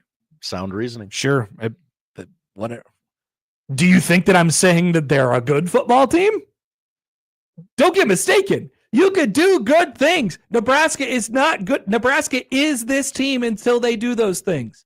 They are not good. That's right. Routine things, routine plays that get made. And sometimes extraordinary plays that get made, great plays that get made, that they're in position for, that just don't get made. So when you add all that up at the end of the day, no, they're not very good. But what I'm telling you is you can't throw the rest out just because you're not getting the plays. That's all. Why not? Hoiberg says being out of position is on the players, but yes, it's on the coaches to correct the players who are out of position. Stop trotting them out there, put players in. Yeah, I mean, I don't know. I just think Nebraska's in between a rock and a hard place on that here in this portion of the season. I think they want to do right by a bunch of guys who have been around for a long time, and I think they can get there. And they're really putting everything into trying to win one more game. A conversation that we'll be having in the offseason is, will this year of lack of development with younger players hurt them going forward? Okay. It will. Yeah. It will. They haven't done that enough this year because they've been really, really caught up in trying to just find this one more, and it's still not working. And yes, it does sound like a script that other previous coaches have had before, right? Yeah, there's a lot of similarities. No doubt about it. Kobe on the YouTube stream. Hi, Kobe. You're trying to sugarcoat it, Happer. I am? How? I don't know. What am I saying? I don't even know what I'm saying. How dare you bring up positive things? Like Nebraska did some good things on Saturday. It's doom and gloom Monday, Happer. Yeah, I know it's raining. You know, they got to make plays. They're not any closer to making those plays than they were at the beginning of the season. I thought there was a discernible difference in the football from one week to the next. Before the bye. Sure. I thought that's a good route for them going forward. That's all I'm saying. A loss is a loss, and they're not going to win until they make the plays. And I don't see any light at the end of the tunnel of them making those plays. I don't know how they're going to do it. I don't know how they're going to do it against teams that all they do is when games are left on a silver platter for them, they take them. Kobe taking me to task on the YouTube chat now. Producer Josh calling out a comment from 5 minutes ago. Yeah, Josh. Well, here's how it works. I have to wait for Connor to stop talking so that I can talk and bring up something else. I'll try and be quicker in the future. Continue to comment, everybody. We appreciate you all you level-headed, rational people. Yeah. I one thing about watching the game afterwards is you don't get caught up in the all the stuff, all the negativity at the time. Yeah. So I don't really know where people's heads are at today. Kind of watch it in a bubble. Yeah. I don't really know where people's heads are at today. It's not a good place, Connor. This is where I'm. We're not happy. Mike Schaefer will join. We'll see where his head's at. He's not happy. When we return on the Connor Happer Show in 1620 The Zone.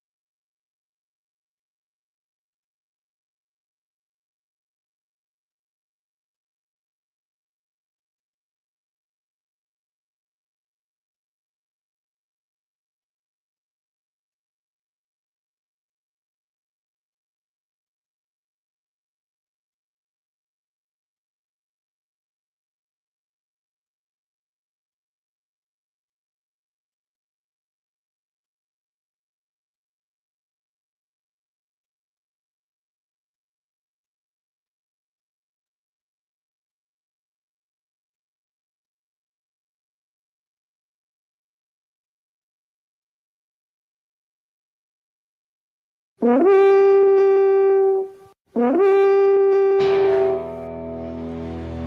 the Guardians. Yeah, I have statistics to back up that we have people that listen. Mike Schaefer. Anytime there's sort of a debate as to who can do something, Happer would always put his name forth, for sure. Husker 24/7 on the Connor Happer Show on 1620 The Zone. I could be a star. Mike Schaefer, I could be a star. He joins us now on the 42 Degrees The Source hotline. Schaefer, good morning. How are you? Hi, Schaefer. Wait, this smells like he's got to get his Bluetooth situation figured out. He did, but he seemed like he was on it. Okay. All right. Well, hey, don't hang up on him yet. We're going to, oh, wait, he's calling again. Might have lost connection. Gotcha. Mike Schaefer and technology issues continue to persist as usual. As Schaefer, go ahead and punch him up, Josh, joins us now. Thank you. On the 42 Degrees of Source hotline. Hi, Schaefer. How we doing? What's up? What's up for me? Yeah, what's up for you? Well, I got back from a nice trip to Sioux Falls, the Pentagon. Good place to go catch a basketball game. Nebraska should try to play there every 3 years or so. And if they do play there, people should go. It's a good experience. Even though they didn't come out with the win yesterday, but it was good. So you have positive things to say about the town of Sioux Falls, South Dakota? Well, yeah, I've enjoyed it. I have good experience with Sioux Falls. I spent that one semester up in Brookings, just north of it. That's right. So I'm more familiar with Sioux Falls than some. I have friends in the community. Yeah, it was a good experience overall. I mean, obviously, you would rather have seen Nebraska play a little bit better to start that game, or not give up 17 offensive rebounds, or have 15 turnovers, so maybe they don't lose a one possession game. But look, if we're talking about one possession losses, clearly we're talking about Nebraska men's athletics. Indeed. I was gonna ask you if you had you had a similar great experience watching a one score Nebraska football game on Saturday. I'm sure that was I'm sure you're only seeing the positives coming out of that. No. So I don't know about seeing the positives. I mean, I'm trying to think of what the positives were from Saturday. I thought Nebraska played okay. They gave themselves an opportunity to at least win a football game, but that's sort of what they do most weeks, other than Indiana this year. And a lot of their same issues are still their same issues. They're very much the same football team they've been for about a month and a half now, which is very different than the football team they were for the first month of the season. So it's as confusing as ever as it relates to Nebraska football. How does Nebraska go? How can they go from not making the plays to making the plays? I pretty much think that game boiled down to that on Saturday, whether it's a missed interception or a misplay or a couple clock management things and game management things. It all added up at the end of the game to a one-score loss for Nebraska, where I agree with you, Schaefer. Elsewise, they were fine, and I thought they were capable of winning that football game. But then you look back at the things that they didn't do, and you're like, man, this feels like it's been this way for a long, long time. And Matt Rhule I don't know if he knows what to do to figure it out at this point. Like it just seems like a hard hill for Nebraska to climb. You just have to hope that you still have the hearts and minds of the team, and that they're willing to go play hard for these final two games, and maybe something breaks their way. I don't know how you get them to make. I don't know how you get Malcolm Hartzog not to drop that interception. I don't even know how you call it a drop, not to miss that interception in the corner of the end zone. There's an argument to be made that it's sort of hard to have him in at times, especially in situations where teams are going to isolate him one-on-one. USC really took advantage of that. But Nebraska's secondary as a whole has really played down most of this year. I mean, if you're looking for one area why Nebraska's defense hasn't been as good as you hope, the back end has not been near as good in run fits. And then on Saturday, they weren't good enough at times. It wasn't just Malcolm Hartzog. I mean, Tommy Hill misplaying that long pass on the first drive, sort of allowing them to come back and score right after you get the pick six. So bad. I mean, if that ball is played better, wasn't that a third down? Aren't they off the field at that point? Yes. So it's just it's everybody. Like, they're just off by just a tick. It's Dylan Raiola trying to be too fine instead of just letting it rip and trying to get the ball downfield. It's just a number of things that don't seem to be going well for this team all at the same time. And I don't know that there's like an easy answer for any of it. And that's what makes it has to be super difficult for Matt Rhule. I'm sort of at the point where I'd like to see some different pieces in the secondary. Me too. If only because I feel Nebraska looks horrendously athletic at times back there. Unathletic. If they were horrendously athletic, that would be a good problem to have. But I think it's the other way around. And some of it is you just played USC, and outside of maybe Ohio State, nobody has receivers that quite look like that in the rest of the conference. Oregon, probably does, but Nebraska didn't play them this year. It was tough. I mean, you see some of these veteran guys making mistakes that shouldn't happen. It's like, why aren't we seeing, some of the younger secondary players at this point? It's a great question. Why do you think there's a reluctance to do that? I really think they just want to lean heavily on veteran leadership, but it's hard because, one of the guys we're talking about is Isaac Gifford, who was such a good player for you last year. And I don't know if he's banged up. I don't know what it is. He's off. Like, he is not in the spot that he needs to be on a run fit. He's not in the spot where he needs to be in coverage. And I don't want to pick on just him and Malcolm Hartzog because everybody saw the same game. Tommy Hill struggled. Deshaun Singleton struggled. C.R. Wright at moments had issues. Like, that's what a USC passing game is going to do to you. But it just feels like week in and week out, Nebraska safeties are getting murdered on play action. They're guessing wrong. They're not in the right spot. It's their bust that ultimately leads to the big plays that just seem to hurt a Nebraska team more than it hurts anybody else, in part because their offense can't generate big plays against other defenses. So it's one of those where if Nebraska is going to try something different over the final two games, I would look towards the secondary to see if some of those young guys you brought in the last 2 years, or Ramir Stewart or Caleb Benning, is it time to see what they can do? And is it going to be that dramatic of a drop-off? I just don't think it is at this point. Yeah. I mean, guys back there just kind of continually not making plays at this point. And was then Omaha Brown really like that good? Like, is that the takeaway that I tweeted that on Saturday, but this was largely the same secondary minus Omar Brown. And, schedule and all of that is part of it, but it's stunning to me how bad it looks at times. I don't know why those older guys. Maybe the answer is, Schaefer, they just have stepped into these roles and more is expected of them, and they were never those type of players. Like, I don't know. Yeah. You think that could be it? Or maybe they're just being stressed in a way that other teams didn't last year. I'm not a smart enough X's and O's person to sit here and say that Nebraska's teams are scheming up differently against Nebraska, but I look at UCLA and USC's success in the passing game coming off of Ohio State, which had some success, but it was largely just two big passes.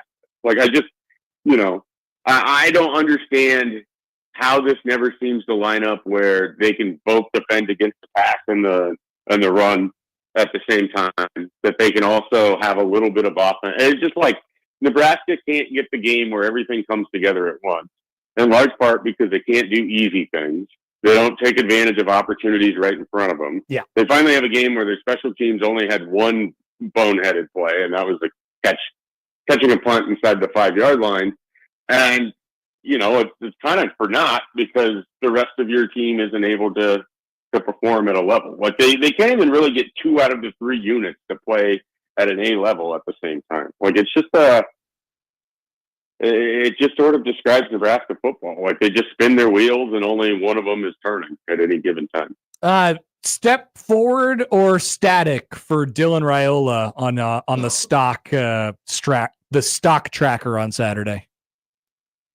I thought he was the same as he's kind of been, which is a big degree different from what he was against Illinois. I continue to think he's trying to place footballs instead of just throwing footballs. I think there's a lot going on between the ears. It's unfortunate because there's some big plays that were set up, and then, I don't know that it was answered after the game, and maybe it'll get asked here when Matt Rhule talks, but they had that play set up for Jamal Banks, and it just so happens at that same time, USC's defensive end is able to bull rush your left tackle right into your line of sight. Like, I think that took that pass away, and then there's no other progression or anyone else for him to get the ball to. So it's like, was that Dylan, or was it just sort of unfortunate timing? And then the other thing is, I don't understand what happened to the really crisp 2-minute offense that we saw in the first 4 games of the season. Yeah. Maybe even 5 games of the season. And then now sort of their plotting nature whenever they're trailing in the fourth quarter. You would think Nebraska believes that it has 5 minutes to go score in these fourth quarter drives of how they are sort of moving and the play calls and even just the way that Matt Rhule is approaching it. I thought Saturday, if I was taking anything away from Saturday, I thought it was a kind of a poor coaching performance for Matt Rhule in the second half. I mean, whether it's the timeout usage, whether it was the final drive, the sort of decision making, it just feels like he's caught between wanting to be aggressive and wanting to play through his defense. And then when he chooses to play through his defense, they're not able to get it done. And so then he's forced to have to be aggressive with an offense that he's not capable of trusting. It just, they're just continually caught in no man's land. I think there's really no other way to describe Nebraska. Totally agree right now. So just to put some context to it, I was explaining this earlier. They ran on that final drive, so they get the ball with 2:45 left on their own 25-yard line.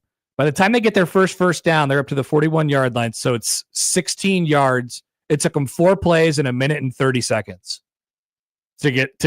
Yeah, I mean it's that's half your time. That's more than half your time. You get 16 yards. Decision to bring out Heinrich Harburg for the first play, which then if you don't get a first down or if you don't get out of bounds, the clock is going to run while you have to get your quarterback on the field. Mm-hmm. And then you have to huddle back up because you can't just go call it at the. So they effectively wasted 30 seconds to get 6 yards on the first play? 6 yards, yep. Like it doesn't make any sense as to why that's the part of the game where you're going to do that. And then, people could be like, oh, you're being hypercritical on one drive where it was a low percentage chance anyways. Well, no, they did this against UCLA. They did this when they were trailing against Indiana or even Ohio State. Like, they're just a plotting offense when they need to move down the field. And I don't get it because they weren't this way in the first part of the year. I don't know if it's just teams have figured out how to defend on the back end. I'm just not sure what it is, but they just don't have that sense of urgency that you think you'd have when you got to have a touchdown in addition to the 2-point conversion after. Yeah, I was trying to parse through that before too, Schaefer. Like, I think it's good to evaluate these, with the whole, are we going to punt? Are we going to fake punt? Are we going to go for it? Timeout, delay a game, fiasco. I appreciate looking at it situationally, coming out and looking at the look that you're getting and then making a decision based off of that. But at a certain point, I kind of want to know what kind of team are you? Are you the team that is going to go for it in this situation or is definitely going to punt in this situation? I understand like trying to throw people off and some misdirection or whatever it might be, but I kind of want to establish that identity first, then kind of work off of that. Well, it feels like right now they're playing blackjack and they're deciding what they're going to do on 16 based on gut instinct instead of just going one way or the other. Great. Like either the conservative route of you always just stay on 16 and you hope that the dealer busts, or do you go the aggressive route and you hope that you make your hand as better by hitting on 16. Yep. And it's like Nebraska's just like, well, sometimes we want to hit, but sometimes we want to stay. And it's like you get caught in the middle and you don't know what you're going to do. And then I would rather they just be aggressive, particularly because here's how I feel about it. If you need a spark, running your punt team out there for a fake punt, deciding to call the timeout, then deciding to go for it, then taking a delay of game, like you didn't give your team a spark there. Like it just, no. I don't get it. Like I would rather, and you haven't seen it yet with Matt Rhule, and I think that's part of how they stay in games without threatening to win sometimes. So they had a chance on Saturday, but I would rather they just be aggressive. Like take the governor off. Lose another game? You've already lost the game. You've already lost multiple games. I hope they would come out aggressive against Wisconsin on Saturday. Me too. But I don't know that that's in Matt Rhule's nature, and that's part of hiring Dana Holgorsen is to try to get him out of his comfort zone so the offense is a little more aggressive. But that's not going to happen overnight, and it results in your head coach too. But he wants to play through that defense, and he's betting on them making plays, and they didn't. They couldn't get off the field. Even when they did things right, it still went against them. And so, until you have that defense that absolutely can solve things for you, like your Iowa, it's hard to play through them and be this conservative all the time. I agree. Well, we'll see. We'll see where the aggression ends up this Saturday against Wisconsin. Schaefer, thanks. We'll let you go. Enjoy your week. Enjoy all the splendors of Creighton, Nebraska basketball week. Should be fun. Yeah, I'll be there on Friday. I'll look for you on the screen for your show or whatever it is that you do. Yeah, people are going to be not very excited to see me if you're wearing red on Friday. Yeah. Well, I think people understand what you are and what you represent, and for the most part, they're willing to look past it. At least I am. We'll see. I appreciate you, Schaefer. As always, talk to you soon. Yeah, bye. Mike Schaefer, Husker 247. Yeah, I thought about. People understand you. I thought about. I don't know. I'm not sure. There's a lot of Husker fans are going to go in there on Friday and they're going to be like, I know this guy. What's he yelling about the Jays for? Jaisker. We'll see. We'll see what people. We'll see how many tweets I get on Friday. The blackjack analogy. It is chef's kiss. And okay, so you take it even further, and if you're Matt Rhule, you're thinking, well, the dealer's showing a 6, right? Like, I'll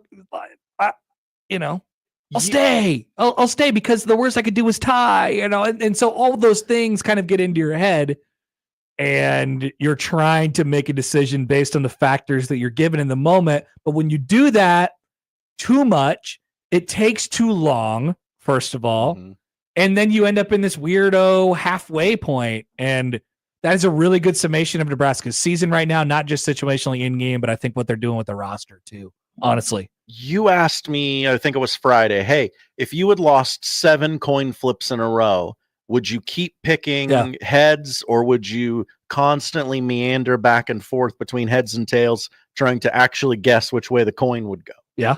And it feels like Matt Rhule is kind of flip-flopping heads, tails, just snip, trying snap, snip, snap, snip, snap. Yeah. It's not a great spot to be in, especially when you keep guessing wrong. Right. All right, we're back after this quick odd news before Matt Rhule's Monday press conference coming up on 1620 The Zone.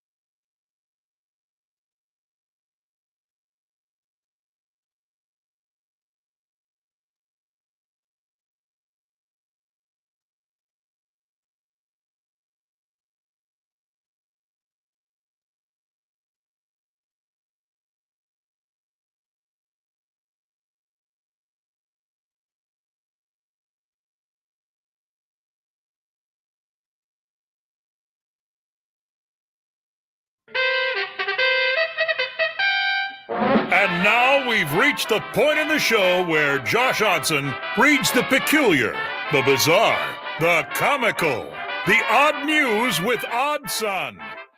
Odd News, Odd Son. See what we did there? The Odd News with Odd Son.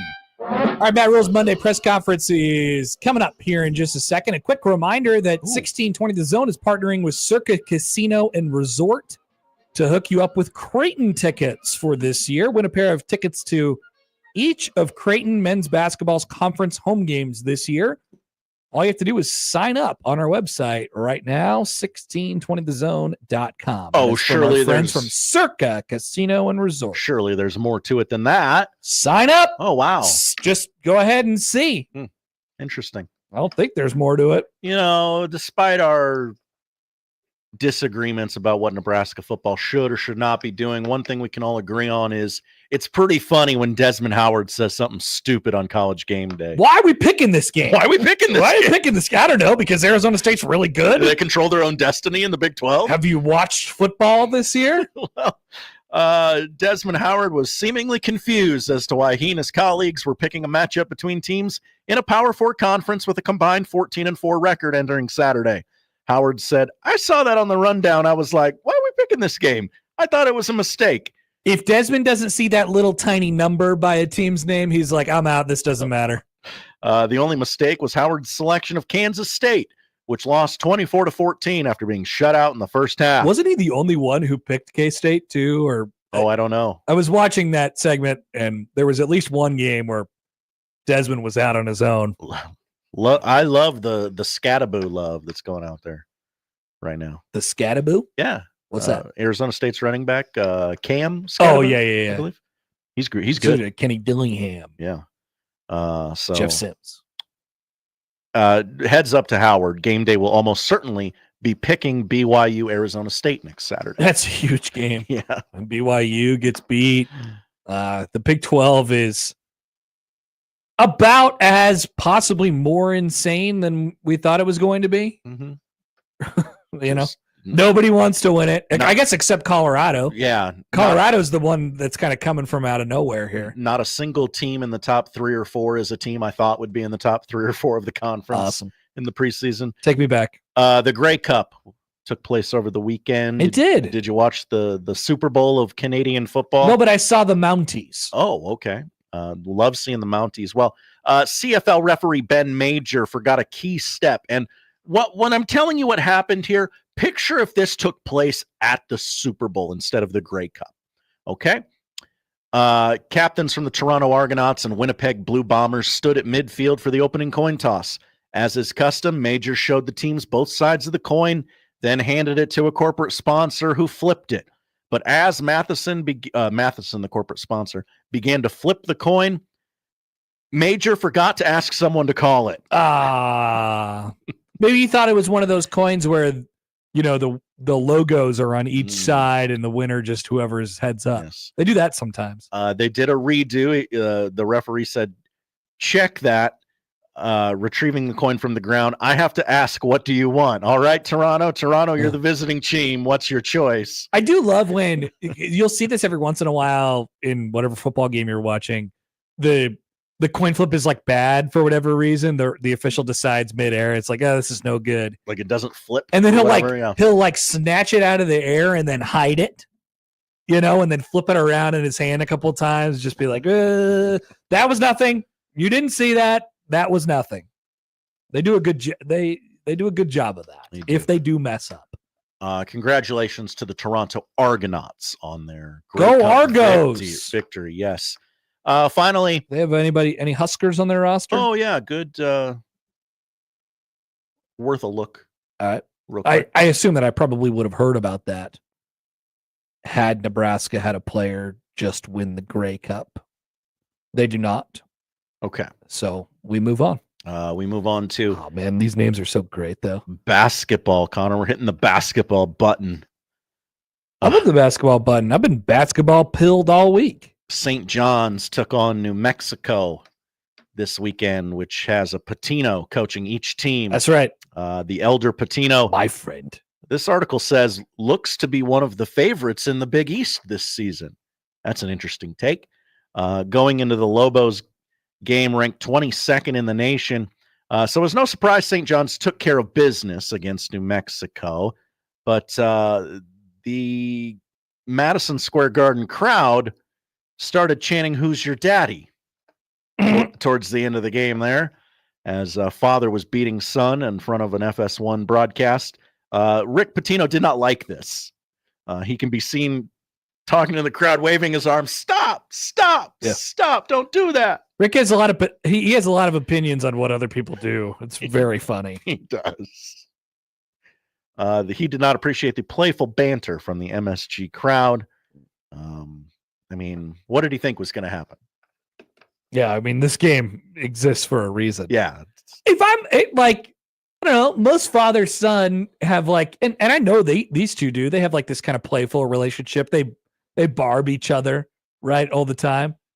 But I don't know. You would figure that you would hear that, and you'd be looking over at your son and kind of smiling a little bit. That's pretty funny, isn't it? Especially in a game. It was a blowout, right? Yes. Especially in a game where it's like, okay, this isn't, we're not in the heat of battle right now. Thanks for coming up, playing at MSG. This is kind of what you get when you play at MSG. Enjoy your trip back home. See you next year, son. See ya. All right, Josh, thanks. Thank you, Connor. That is the odd news. Coming back, we will check in with Matt Rhule. Matt Rhule, did he grind the tape? Yes. Did he watch the TV copy? Ooh. Did he listen to the constant confusion from Jason Benetti and Brock Heward as to what they were? Many times throughout the game, they were like, this game's nuts. This game's off the rails. I think he has. What's going on? I think he actually paid inside USC to do a live running commentary during the game. I wasn't. I did get tagged in some tweets from our dear friend Scott over the weekend. Now, maybe if we have a minute on the other side, we can check in on those. But if not, Matt Rhule, we'll have his Monday press conference coming up on the other side. It's the Connor Happer Show on a Monday, 1620 The Zone.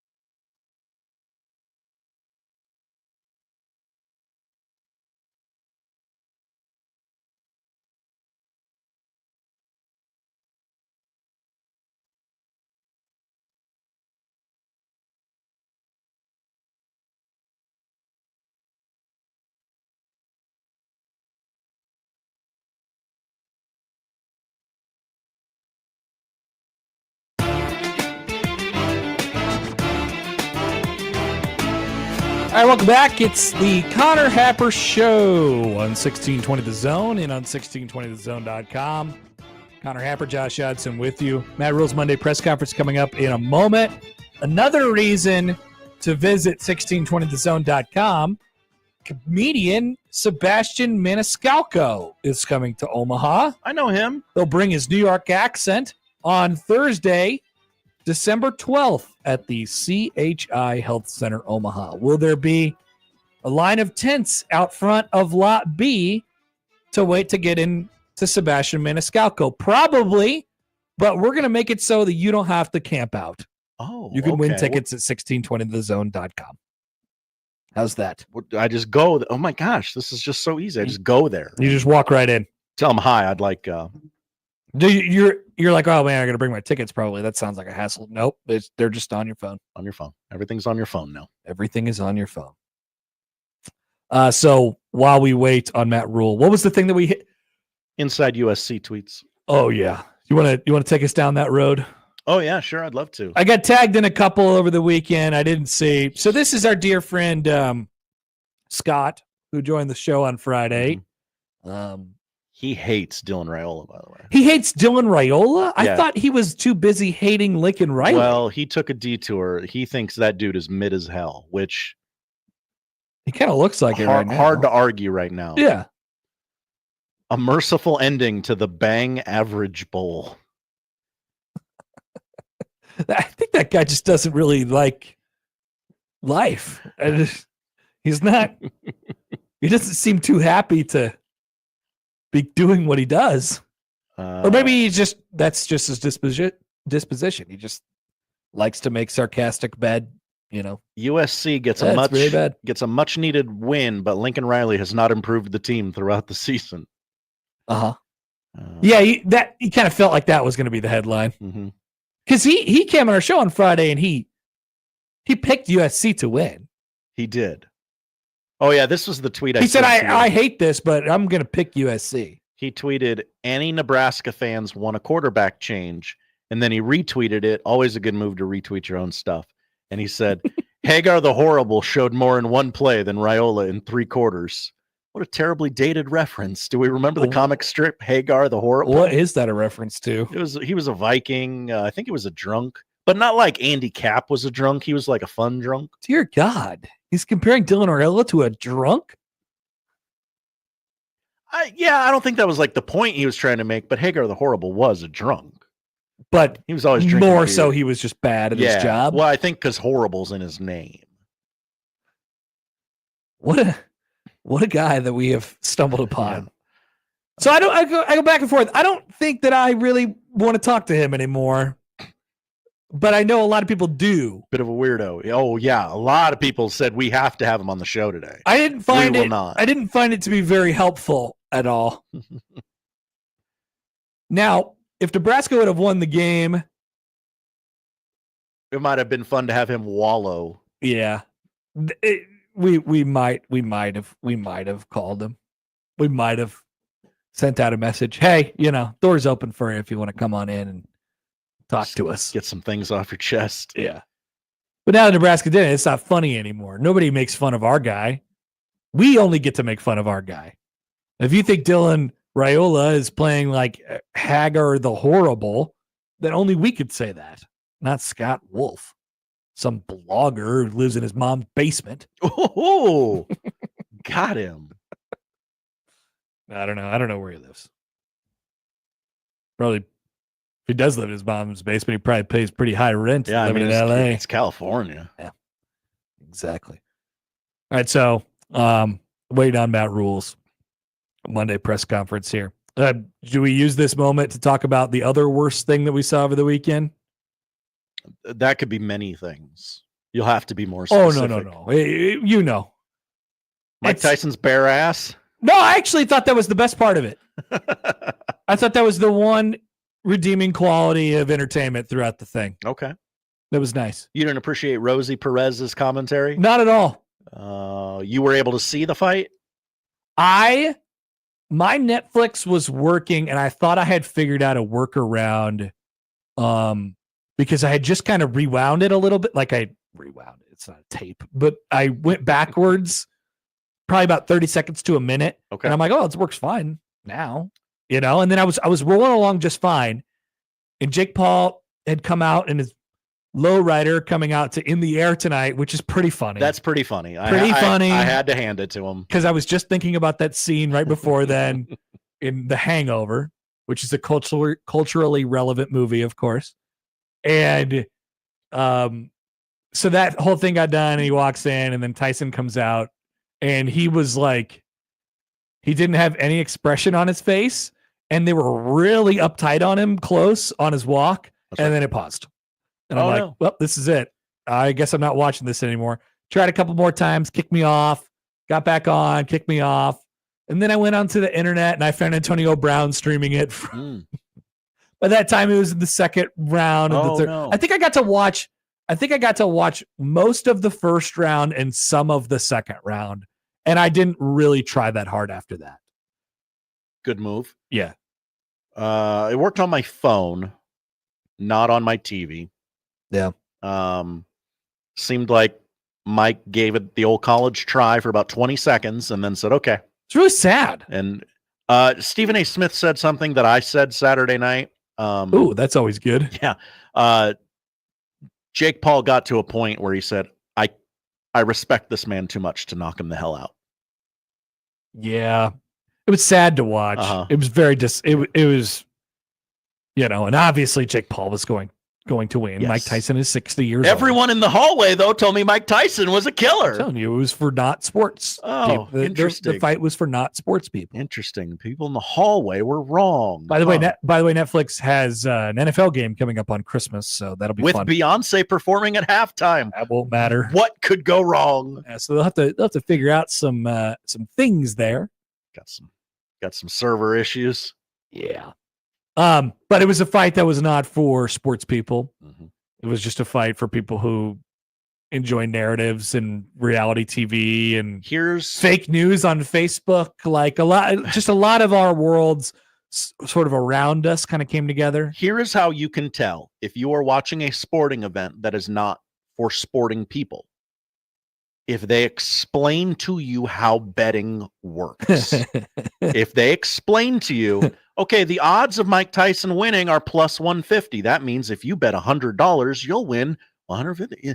If they do that whole spiel during the DraftKings ad, that's how you know you're not watching an actual sporting event. They actually have to explain it to you. Yeah, that's a good tip off there for sure. It was, just a horrible piece of television. A truly horrible piece of television. I have appreciated all the memes that have come out from it, like Jake Paul has challenged Babe Ruth to a home run derby. It was a great night for 12-year-olds who watch YouTube all day. Mm-hmm. It was an incredible night for them. Their president won. It was the shared social media experience that I enjoyed. Like watching a Super Bowl or like a NFL playoff game, just like we are all watching this thing together, and that is fun. And with that, that's our analysis on the stupid, idiotic fight. Let's head out to Memorial Stadium in Lincoln for Matt Rhule's Monday press conference. Here he is. Here is Matt Rhule. It's definitely one, right? It's I thought last year, Phil Longo had the best game plan against our defense of anyone that we faced, and so sometimes we refer to it. I'll say like, hey, it's the Wisconsin game plan when people do elements of it, some things they did last year. And so with him being gone, you don't know exactly what you're going to see, right? Obviously Coach Fickell's a great head coach. They're going to play great defense. They want to run the football.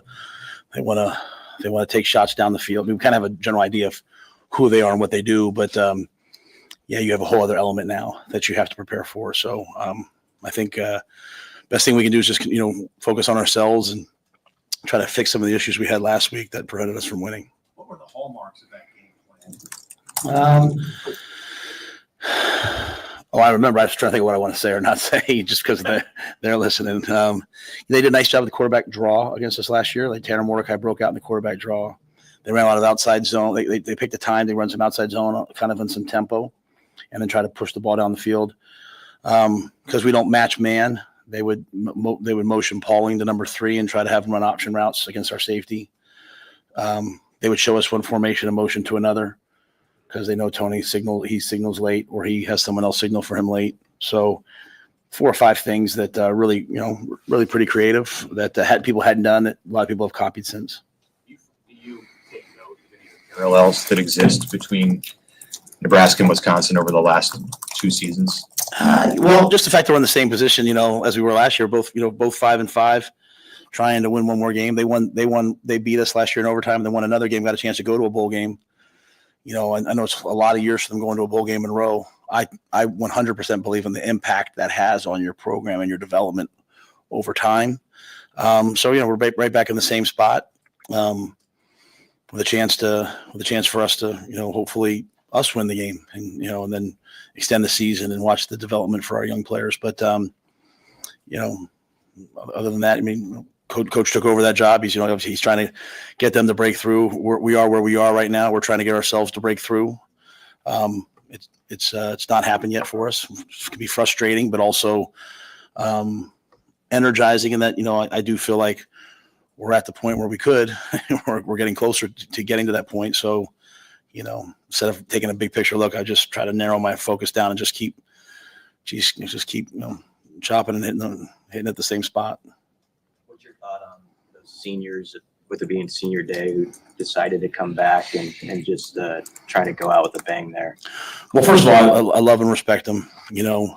Anytime you're trying to be the first to do something, and when I say, obviously there's been great history here, but, trying to end, the bowl drought and all the things we talk about. It's always hard to be the first, right? It's hard to break the 4-minute mile, and then it got broke again month later, whatever it was. So it's hard to be the first. And then the guys after them will see it, right? Ty Robinson went from probably like a 6th or 7th round pick last year to, he just got East-West invite, Senior Bowl invite. He's going to get a combine invite. He's racing up people's boards.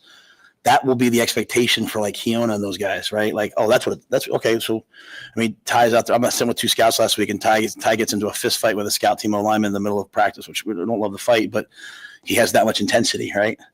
And it's that's what it looks like. So I do all these things. I work really hard. He's also going to be a doctor. I get also great in school. So I think there have been great examples. There's a special place in my heart for all of them. I think we'll have 29 or 30 guys go through. A couple of guys don't know if they want to come back or not. So we always encourage them, go through senior day. Then if you want to come back, come back. There's 6 guys that are 5th-year senior. There's 5 guys that are 6th-year seniors, all at Nebraska only, right? Did I say that right, Keith? Yeah. So, you think about on offense, Bryce Benhart, Ramir Johnson, Javen Wright, John Bullock, and Ty Robinson, and all the different journeys that they've taken, and so you think about there's a lot of 5th-year seniors, guys, guys at Gifford who decided to come back, other guys who transferred in. So I certainly would love to end their career, not just with a win, but with them being the ones who break through. There's a big difference, not getting a win, but hey, make the plays. We absolutely could have won the game last week, but the shoulda, woulda, coulda gets you nowhere. You got to go do it. So I want them to be able to walk off the field with their, heads held high, knowing that they got it done. And I expect everyone in our program, every coach, every player, to throw everything they have to help our seniors go make that happen. And but I don't want to underestimate the impact of seeing it happen. Jamari and Marquise, before I came here, Jamari Butler and Marquise Buford asked me if they could come back for another year.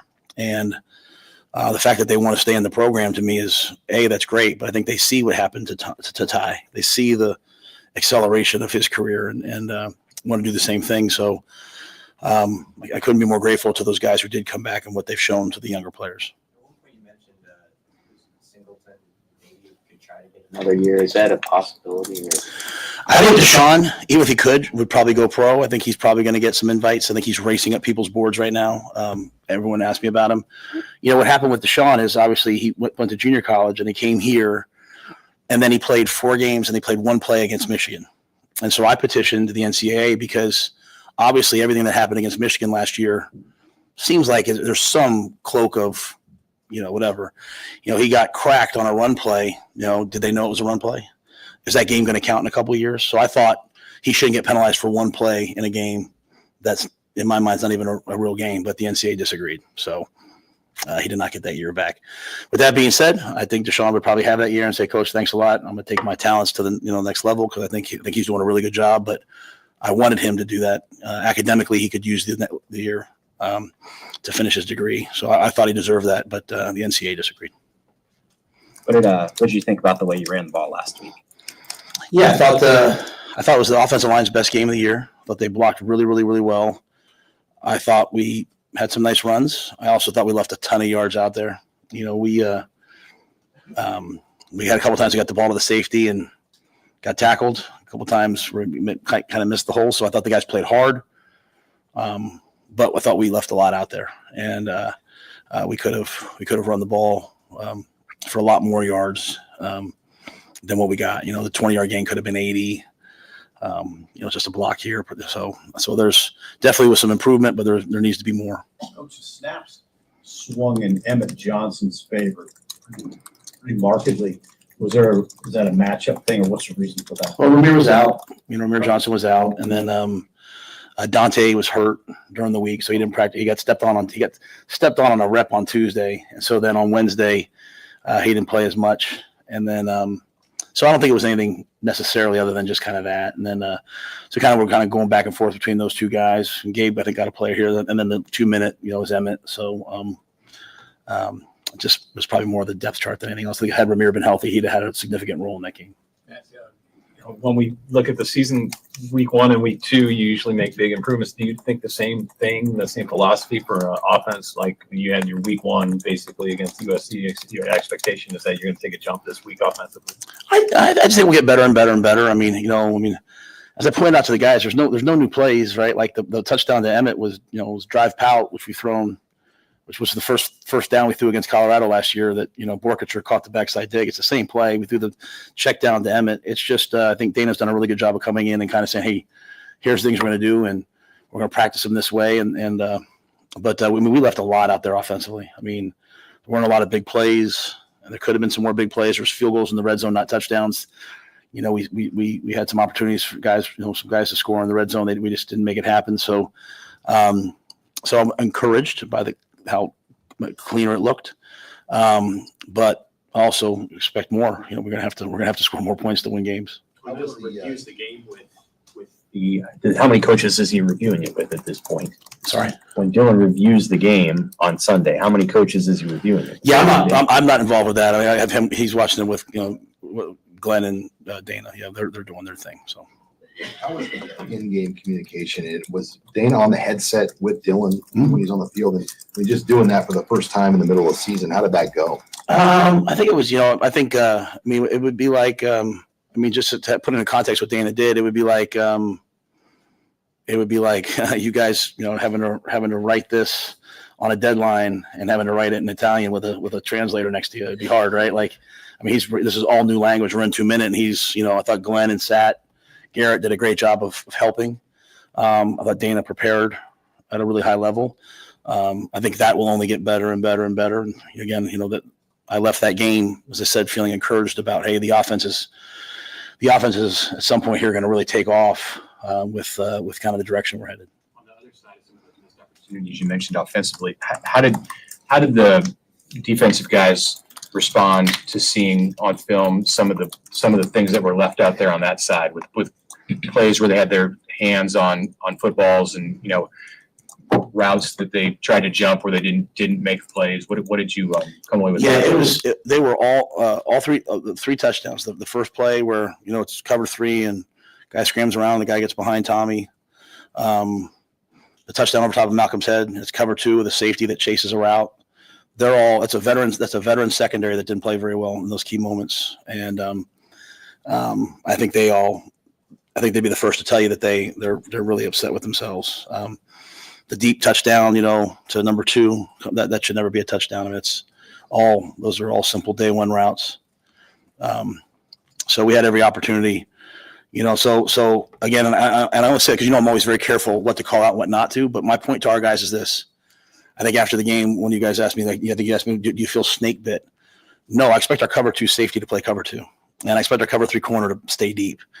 And if we had done that in that game, those plays would have been eliminated. I mean, that young man was running away from MJ. You know, we expect us to sack him on the first long play down the right side. I'm not so sure he wasn't even just trying to throw the ball away, and he just kind of got caught. So we're not snake bit. We're not unlucky. There's no curse. You got to play the defense called. You know, if it's cover 3, play cover 3. You don't guess and play cover 4. So that's there weren't a lot of times.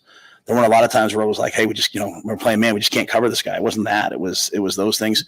So those near misses are all, to me, they're all of our own doing, Mitch. You know, now I want to flip that. Their run game I thought was elite. Going into the game, I said it was elite. Number 4 was elite. You know, we that I would say we have to be better at. But those big plays never should have happened. And you know, we're giving up about 13 points a game down this stretch last year. And we're giving up a touchdown or 2 more now because of some of those type plays, and we can't give them up. Why do you think those happen with such a veteran group? I think you're playing.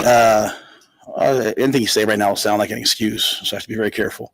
I think you're playing better teams in bigger moments, more complex offenses. You know, I mean, you start looking at what, you know, you're playing these Pac-12 teams. The offenses are more complex than what we saw last year. Some of the offenses we saw last year were like inside zone, RPO, and a couple drop back passes. You're seeing way more. And so, you know, when you're facing really talented players with a complex offense, one mistake can be a touchdown. At the same time, I also expect our guys to regroup and play it better.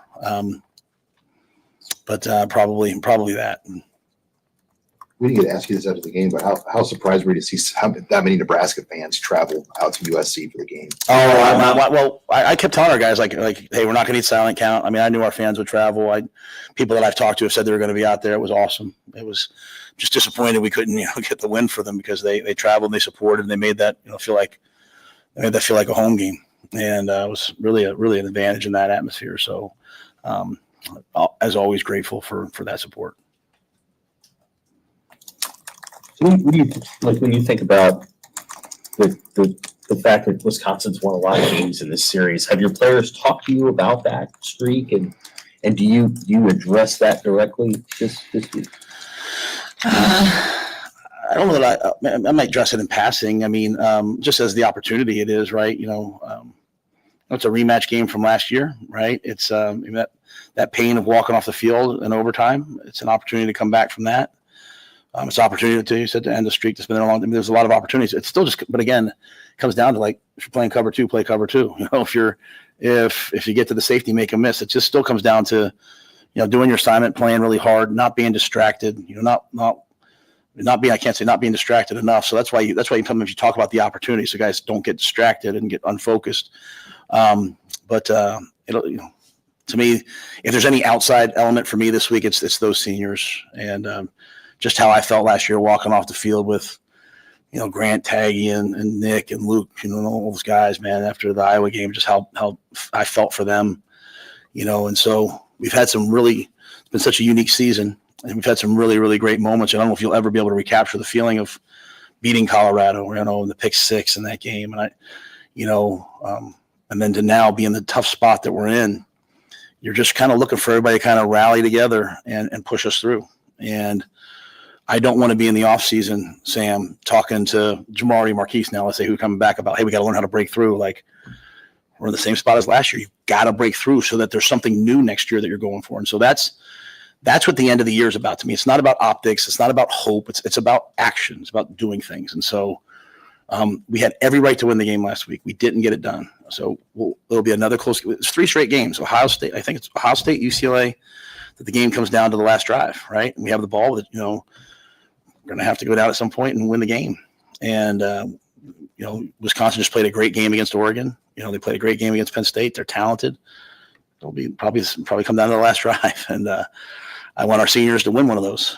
And so I'll do everything I can, and I expect our staff and players to. On that last drive, Dylan thought he gave a mature answer after the game about the last play and what he saw. How did that sit with Jamal, others on your team to see? I hadn't seen the replay of that when we talked to you after the game, but obviously later saw it. Anything you can share on just how the guys felt about that? I haven't talked to them about that, you know, and I sat up here 2 weeks ago and said, hey, no more apologies. Hopefully there's no more apologies. I've taken the tact I've tried to take. I don't know what else to say. I'll just, I sat here this time last year with, talking to the commissioner, the head of officials last year after the last game with apology about, hey, Matt, we blew the instant replay against Iowa. Sorry, you guys are going to a bowl game.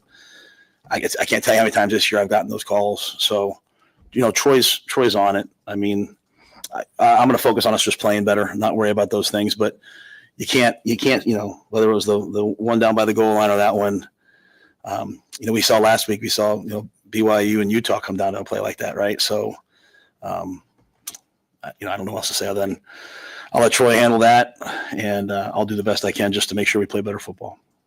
In his press conference today said it's going to be a collaborative group effort with the coaching staff on calling plays. How much, if anything, does that change how you guys prepare for that? And, you don't know any coaching tendencies or anything like that with who's going to be calling. Yeah.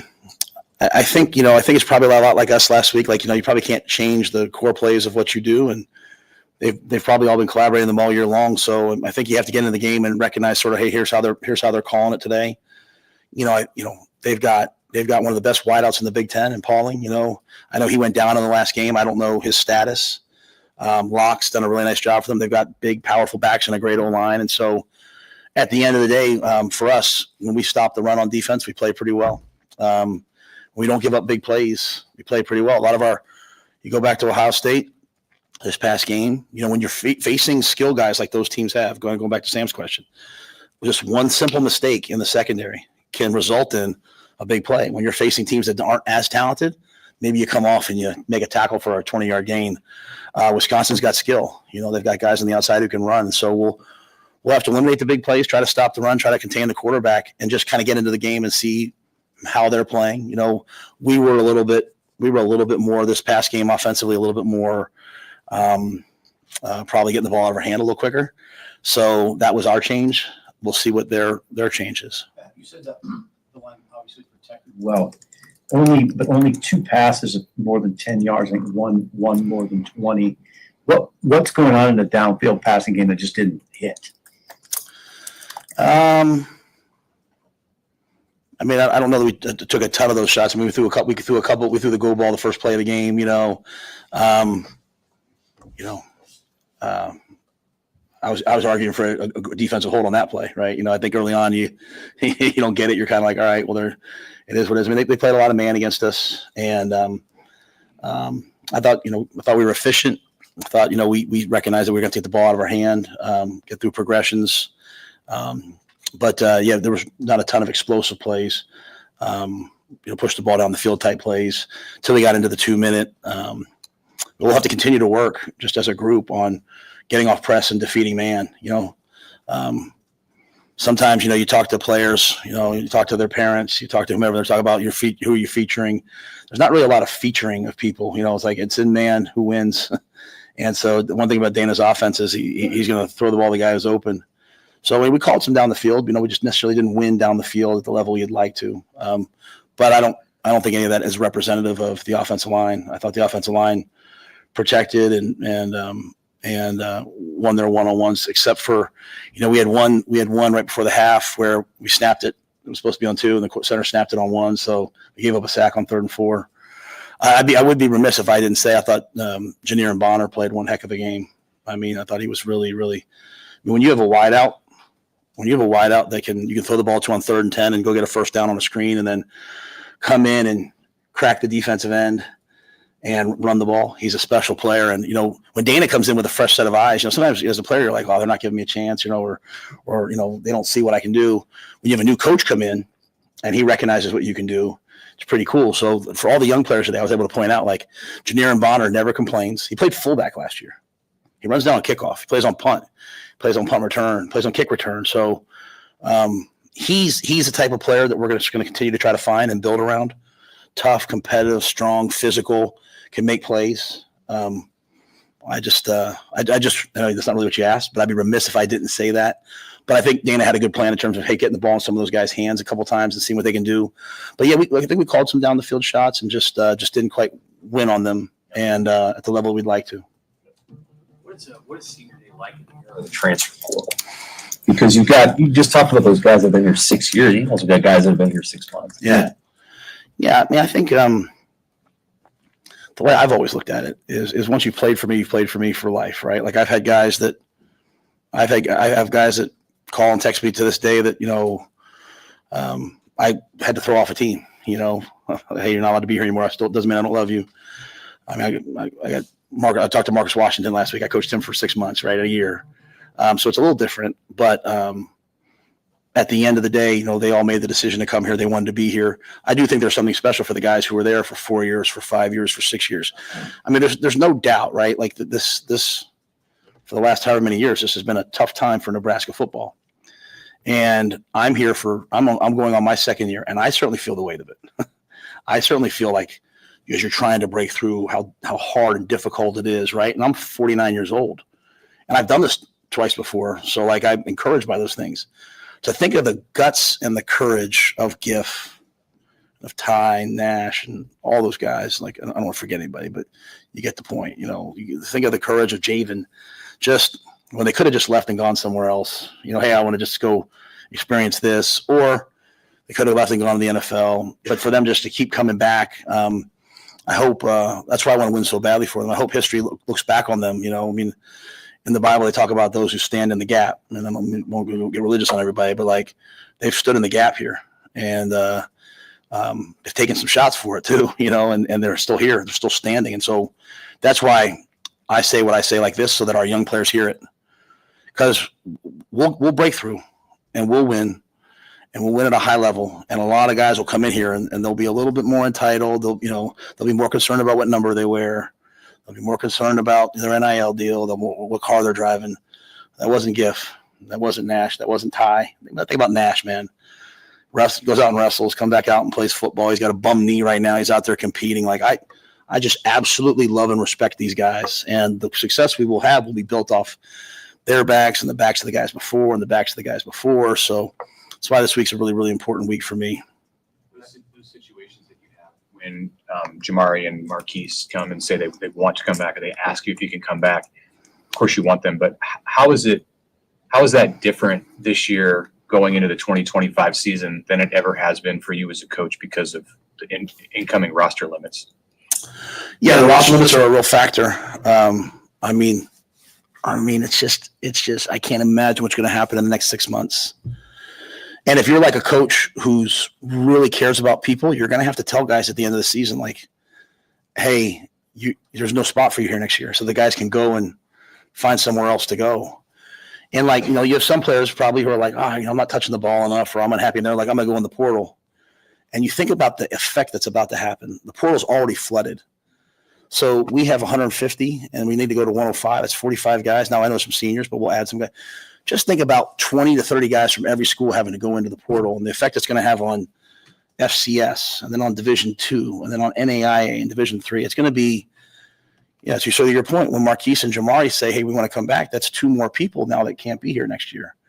And so it's going to be really, not just unique. I sometimes say unique. It's going to be a challenge. It's going to be a challenge. And then, so what do? Do you not tell kids until next fall, oh, you're not a spot in the 105?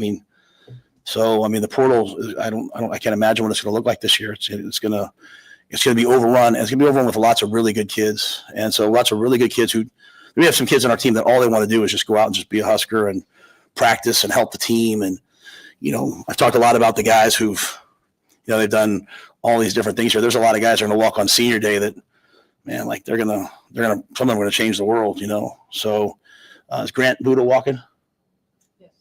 3.9 student, made his way into camp because of the work he did this summer, made the elite list every week. He's going to be a doctor, wants to be an NFL orthopedic surgeon.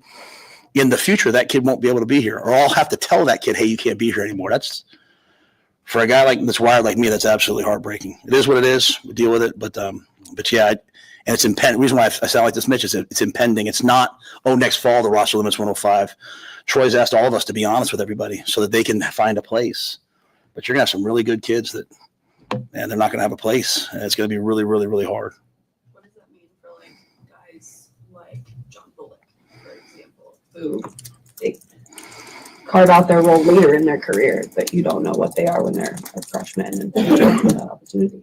That's exactly right. I don't know what that means for them anymore.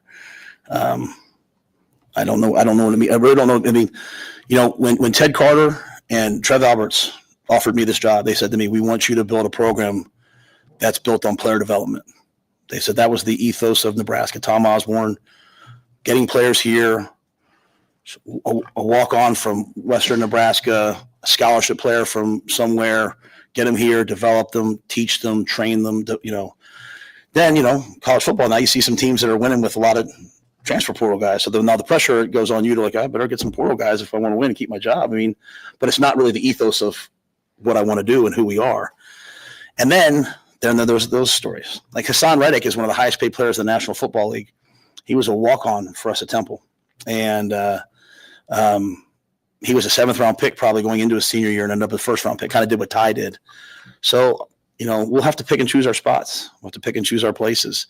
But it's really going to be hard. It might really benefit some FCS and Division II schools. There's going to be some great players coming out, but I don't know what's going to happen with the John Bullocks moving forward. I don't know what's going to happen with some of the guys who develop later in their career, but we'll do the best we can to be honest and do things the right way. But that's why the senior day, for some guys, it's going to be their last time, it's going to be their last time. Obviously, if they graduate. For other guys, they might have to go find another place. So it's really going to, hopefully everyone really embraces this moment, because this is kind of the end of an era.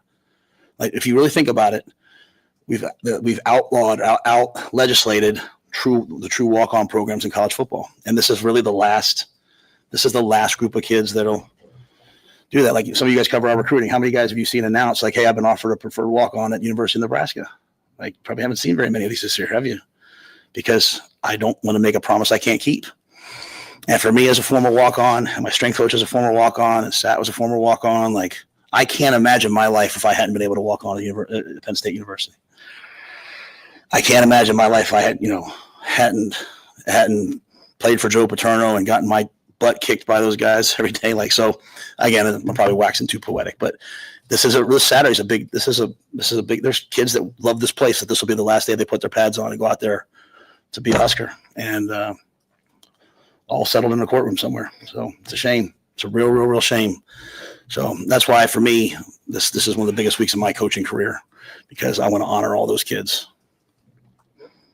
I thank you guys very much. Okay. So you're going to see that on a talk show tomorrow. Yeah, it's going to get aggregated. Yeah. Football Scoop will do an article that'll come out about 3:25 this afternoon. They'll be like, love what Coach Rhule said about this. I think I don't blame him for being on the soapbox. He's on the soapbox. That was big time soapbox move by Matt Rhule. And he's right about all of it. Like, absolutely. And I would imagine that it's really, really hard for him as a coach, the way he wants to build the program and the way he was told that he could develop a program, to his point.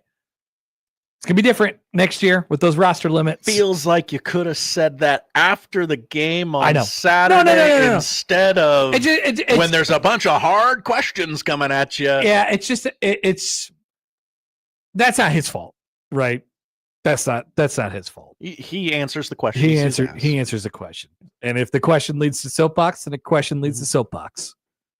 But there were other really good things in there. We will come back and dive into those things next.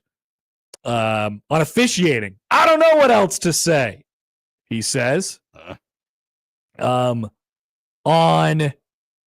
where was the one? I wrote this down. We are not snake bit. We are not unlucky. There is no curse. There is no curse. So we have a lot there. Also translating Dana Holgerson in Italian. Nice job by Dana. All right, back after this. I want your thoughts as well. 1620 The Zone.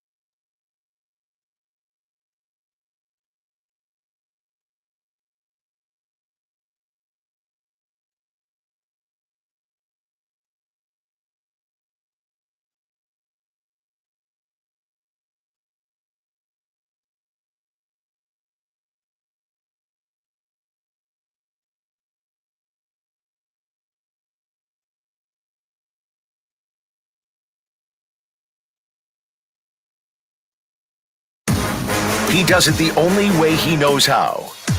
With his massive sports brain sprinkled with a smidgen of rabble-rousing.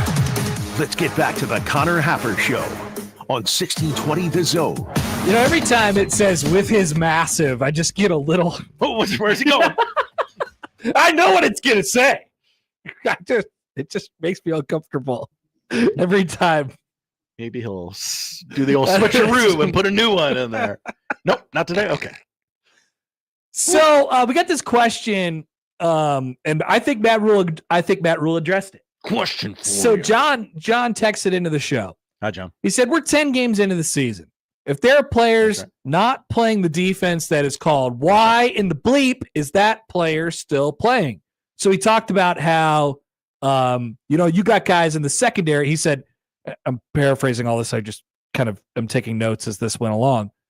He says, that's a veteran secondary that didn't play well in those key moments, specifically talking about the Hartzog play where it went right through his hands in the end zone and then the Tommy Hill play on the sideline. He says, that's a veteran secondary that didn't play well in those key moments. The deep touchdown to Deuce Robinson, that shouldn't have been a touchdown. I expect our cover 2 safety to play cover 2.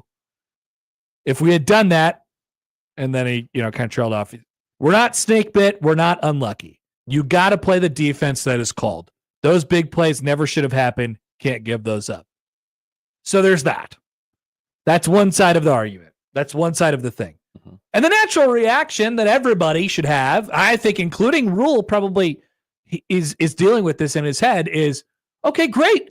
Sit him. But you hear how much reverence he has for those players. He can't bench a single number guy. See, but it's not like I don't know if you're trying to do that, Josh, but like you make it sound like, oh, I said this guy's this, so he has to be this, right? He's not doing it because he anointed these guys earlier in the year as single-digit guys and leaders and all this stuff. He says, right out of the gate, he said, I want the seniors to win, but I want them to be the ones to break through. That's why he's not doing it. Yeah. That's why young guys aren't playing. That's why Nebraska has not gotten over the hump yet. He thinks he owes them something. Like they worked hard. They deserve the shot. Either. I don't think that either. I don't think that either, because if he would have, like, he would have done something. He would have done something if he was just like, well, these guys earned the chance to be here and I owe it to them. No. He wants them to do it. He wants them to do it. Therefore, if it's not them doing it, it's nobody else getting it done. Right. He's not trying anybody else. And what he's saying effectively to those people, those seniors, those experienced guys, specifically we're talking about on the defensive side of the ball, is you got 2 games left. And I'm sticking with you. I'm trusting you. At every turn, everyone has said, you can't play these guys anymore. You can't play these guys. It just doesn't work. You can't play some young guys. You got 25 scholarship defensive backs. Go play some young guys. I've been saying it for the last several weeks. I've been saying a lot. He's not going to do it because he wants so badly for those guys to do it. And he believes that if and when that happens, that the team will be better off for it. Okay. He mentioned Marcus Buford and who's the other guy who said he was coming back? There was one other guy. There's one other guy who's coming back next year, right? Mm-hmm. Seniors who could be gone, but they're coming back. Marcus Buford's one of them. He said, I want this group of seniors like Ty Robinson and whatever to get the job, in Isaac Gifford and Deshaun Singleton to get the job done, because that way when those next guys come take over in leadership roles next year, they have something else to do. They have something else to grasp for. A new carrot that is dangled in front of them. Right? And I just think he believes. I don't know if he's right. Frankly, I don't think he's right. What? Actually, I don't think he's right that would help the team that much for them to see those guys specifically get the job done compared to the risk of just not doing it at all, because that's the risk that you run. Right. The risk is it doesn't happen, period. And then this carrot is still there next year, and Nebraska is still not over the hump. Now, to be fair, on the flip side, if Nebraska goes young and gets young players experience and they don't make a bowl, then that's still there next year as well. But at least you've developed. At least those guys have played and they have experience and they have something to go off of next year. And they do have, a little bit of the weight that Rhule talked about the weight. Hey, I feel it. I feel the weight. Mm-hmm. I talked to former players. They carry that weight with them.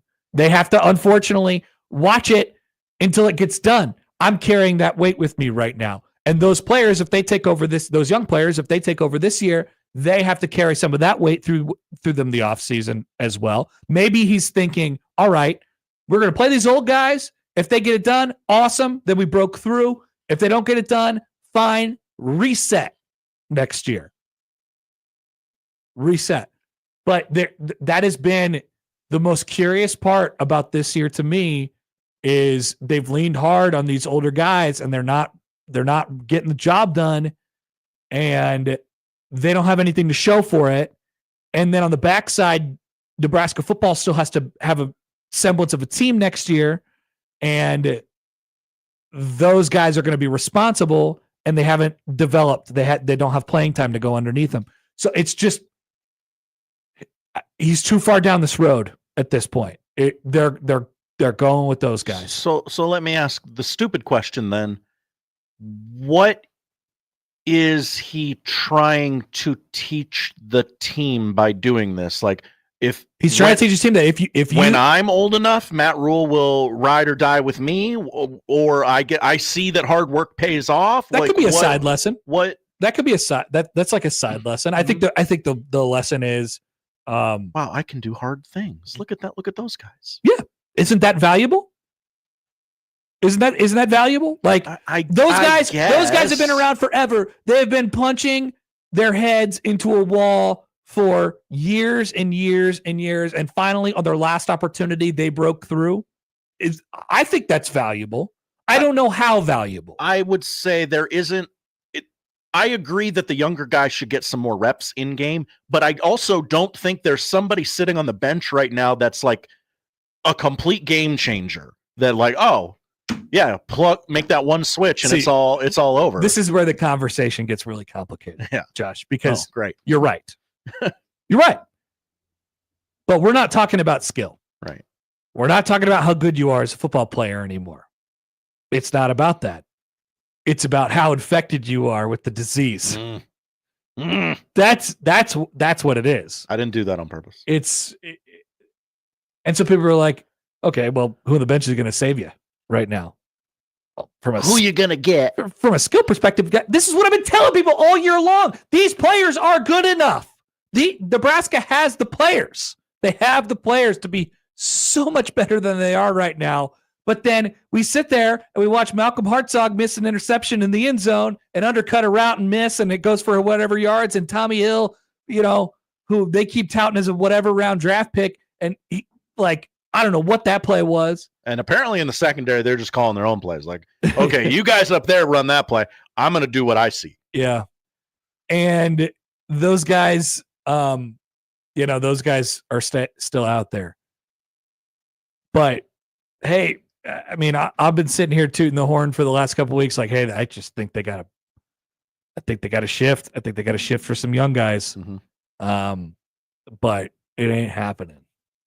It's not happening. Nebraska is officially ride or die with Isaac Gifford, with Deshaun Singleton, with Ty Robinson, with Nash Hutmaker, with John Bullock, and that with Tommy Hill.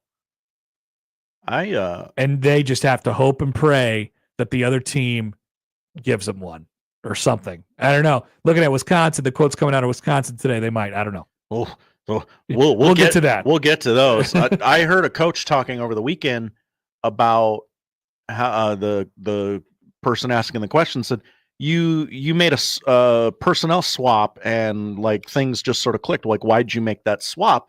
And the coach said, well, he just understood the concept better. He just understood what we were trying to do, what the goal was. Yeah. So I put that guy in. See, I think that seems like what Matt Rhule is asking of his players. Yeah. So that's the thing. Like, but what he sees, and I think Matt Rhule, if he's guilty of one thing, like he's guilty of these people are good people.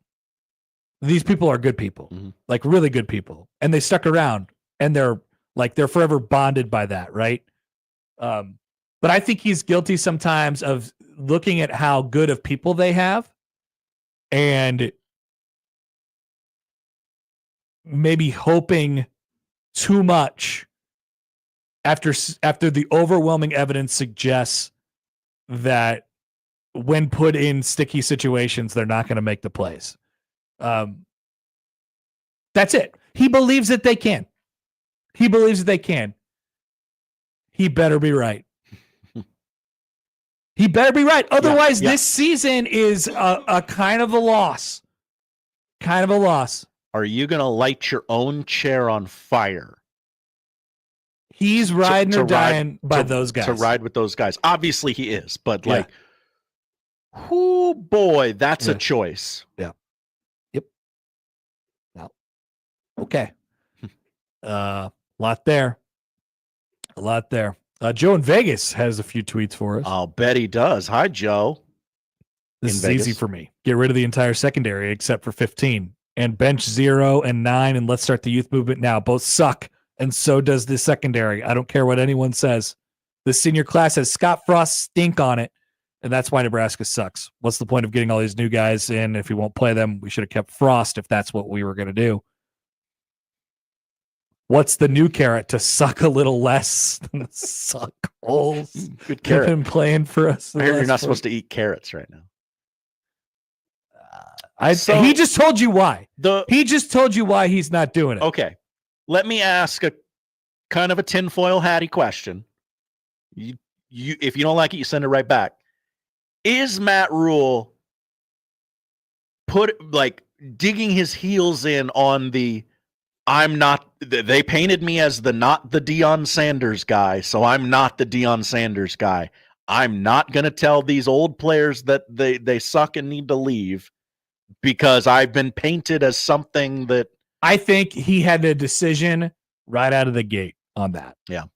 Right out of the gate. And since that decision has been made, he said we might as well just freaking do it with these guys.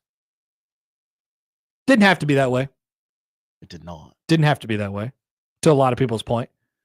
But it also doesn't have to be all or nothing. You can bench in some of the guys and rotate in and out and I think so too. I agree. Try different combinations. I agree with that. But I guess you have to ask how valuable would it be to watch this particular group finally do it? And Matt Rhule is telling you a lot valuable. Be a good story. Be fun. It would make the exhale after a potential 6th win that much greater, but it's just a bit of a high wire act. Yeah. All right. More on this discussion with our dear friend Sam McKewon. Coming up on the other side on the Connor Happer Show on 1620 The Zone.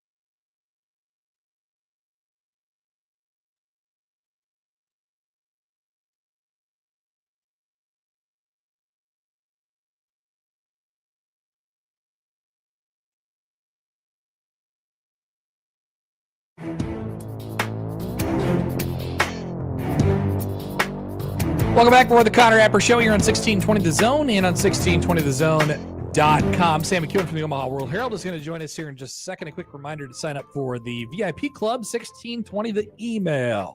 You'll be the first to know about all of the exciting things that are happening at 1620 The Zone, including sports news, contests, promotions, and plenty more. Sign up today on our website, 1620thezone.com. Also be on the lookout for our latest iteration. There's a schedule to this. I believe we're a Monday, Wednesday, Friday release on these things on the 25th anniversary shows. I believe the one that's dropping today is the interview that I did with Josh and John. That's right, Connor. Responsible for unsportsmanlike conduct at the moment. You've heard some of the promos, Josh talking about it. That show's good. I've always liked that show. Yeah. Maybe at the end of this, we do a rating of which is the best version of unsportsmanlike conduct. USC power rankings with tears. With tears. Oh, man. So we'll see if we can get a hold of Sam. He'll call back. If He usually does. If he can join us, he'll call back. By the way, John Fanta is doing a Twitter Spaces right now, so watch out. Big East Twitter is about to lose its mind. Got to get on that. All right, let's go to some thoughts here on what I just said in that previous segment. Great segment. I think that's it. Like, right? I think that's it. There was some other stuff for the press conference, by the way. I guess we can get to those things first, then I'll get to the emails. He compared Dana Holgerson and what he did on Saturday to the sports scribes writing their stories on a deadline in Italian. Would you struggle wrong. with Yes. writing a gamer in Italian on a deadline? Definitely. Poll question. Okay. Would you struggle writing a game story on a deadline in Italian? Or in Yeah. Italian on a deadline? One of those two. So he made that comparison. Definitely would. It's so hard to conjugate. Like, yeah, AI can do it and Google can do it for you, but So the follow-up to the him talking about the veteran secondary and making mistakes and all that stuff, you got to play the coverage. If you got to have a cover 2 safety, play cover 2. He was asked a very natural follow-up. Why? Why do you think that is happening? And I know what he wants to say that he can't say. Right. That's part of You it. got mental problems, man. He's a bleeping idiot. I wonder how much he thinks, like, I wonder how much he thinks those players, I wonder how much he would bring up the previous coaching staff. Stuff that happened before him. Right. But he's so badly, and he says this out loud like multiple times at press conference now, because he's trying to explain things. He's also trying to not make excuses, and it's hard. So what he settled on was, I think you're playing teams in bigger moments, more complex offenses. He said, the Pac-12 offenses that we've been playing with USC and UCLA are more complex. One mistake could be a touchdown. He said at the same time, I expect our guys to regroup and just play it better. So these last 2 weeks are not about optics and not about hope. It's about action. They're so all in on 6 wins. Right. And I sold out. And I just think a certain amount, like there's just a certain part of that feels a little short-sighted. To be honest with you, it's a little short-sighted. As badly as I think Nebraska needs to make a bowl game, I just think they could have been doing some other stuff this year. Now that you've gone down the toilet bowl of the last 4 games, you're kind of stuck there, I guess. But he's like, hey, look, this is not about trying to do stuff that's better for next year and then blah, blah, blah. It's not about trying to provide something that gives people hope. It's about action. We have to win 6 games. He didn't say that, but that's what he is saying. One of the officials, before we get to your guys' thoughts, he said, I don't know what else to say.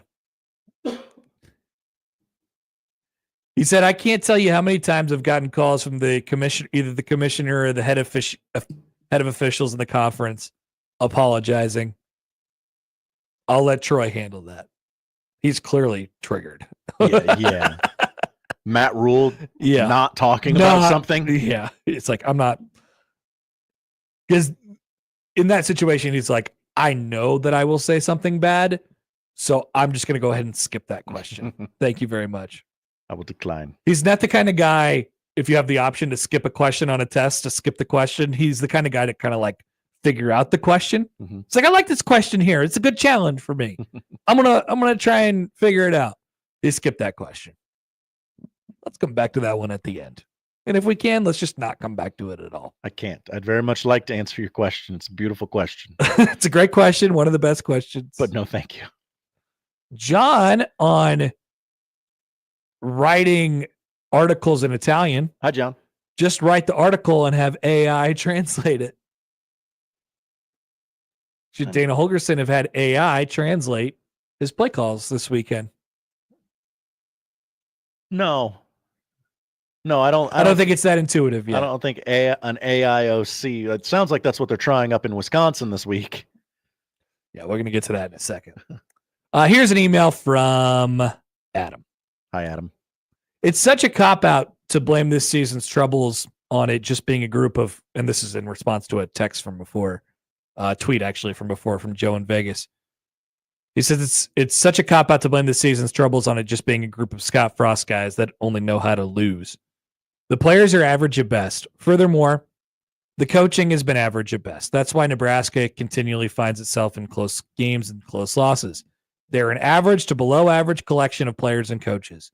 The coaches need to start by being better. I believe Rhule realizes that and is making changes. That's why you see Dana Holgerson. These changes need to continue. An upgrade from average players also needs to continue. The Big Ten is hard. Elite coaches and elite players. You can't just be average and expect to be successful. This isn't a Scott Frost issue. It's not. It's definitely not a Scott Frost issue. Okay, because I was about to ask another stupid question. I feel like it got us somewhere in the last segment, so I'll ask it again anyway. I love stupid questions. There cannot be people walking around that locker room going, well, Matt, you want to do it this way. Mickey wanted to do it this way. And 3 years ago, Scott Frost had me do it this way. I'm still trying to do it Scott Frost. There cannot be people in that locker room trying to do it Scott Frost's way, right? No. Okay. That's not a conversation. Okay. Scott Frost does not get talked about in that locker room. No. I would certainly hope not. No, it's not about ways of doing things or anything like that. It's, I think what Joe was referring to earlier was the what I refer to as like the disease, right? Yes. The not being able to get over it. It's not like, ultimately it's your deal.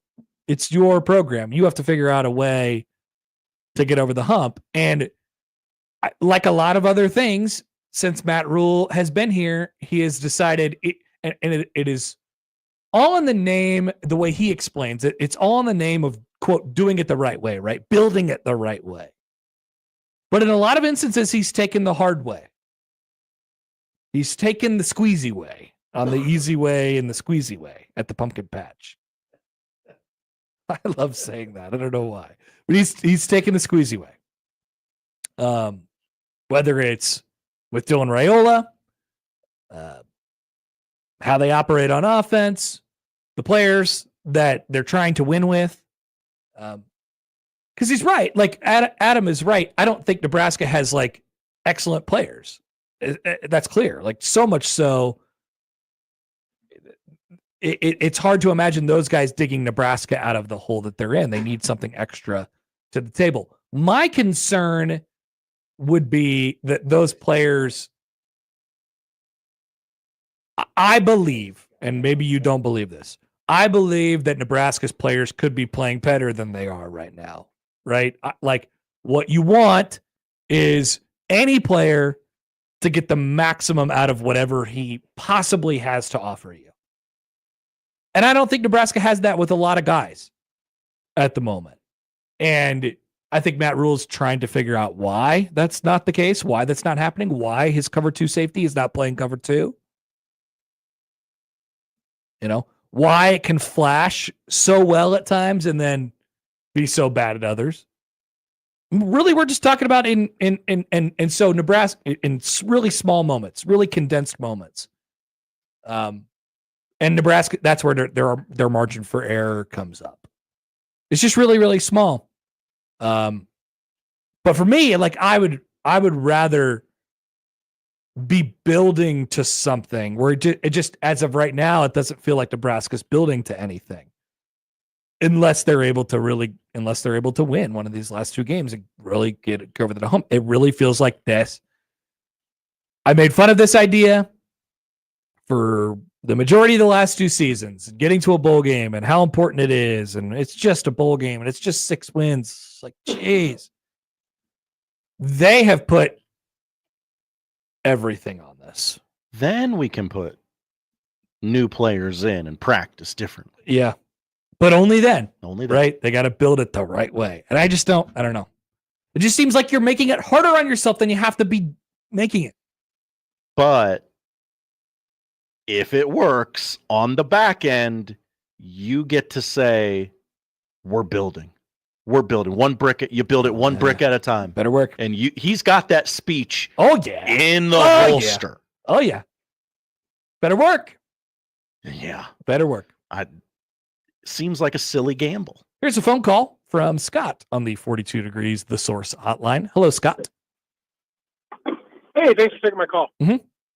So, for the better part of a decade and a half now, watching Nebraska play in the Big Ten, it has been absolutely infuriating for me to see Nebraska recruiting rankings out, quote unquote, Jimmy and Joe, Wisconsin, Minnesota, Iowa, and I know that's kind of an irrelevant point now without the divisions. I get what you're saying. And never have any success against those teams. And then, so I'm wondering, does it come down to the intangibles? Like, it doesn't really matter if you're faster or stronger. If you're not football IQ smarter, it's going to be an uphill battle anyway. And so are we still fighting against this, or is it simply a developmental thing with coaches? Because I see so many, a list of them this year already on special teams, boneheaded plays where you don't do that. And it's like we play with sometimes I think almost a very low football IQ. Do you think that's a legitimate thing, or does it just come down to coaching? I'll hang up and listen. Thank you, Scott. Appreciate it. I wouldn't put it all under the football IQ stuff, but Nebraska does some seriously stupid stuff. Punt returning. If you are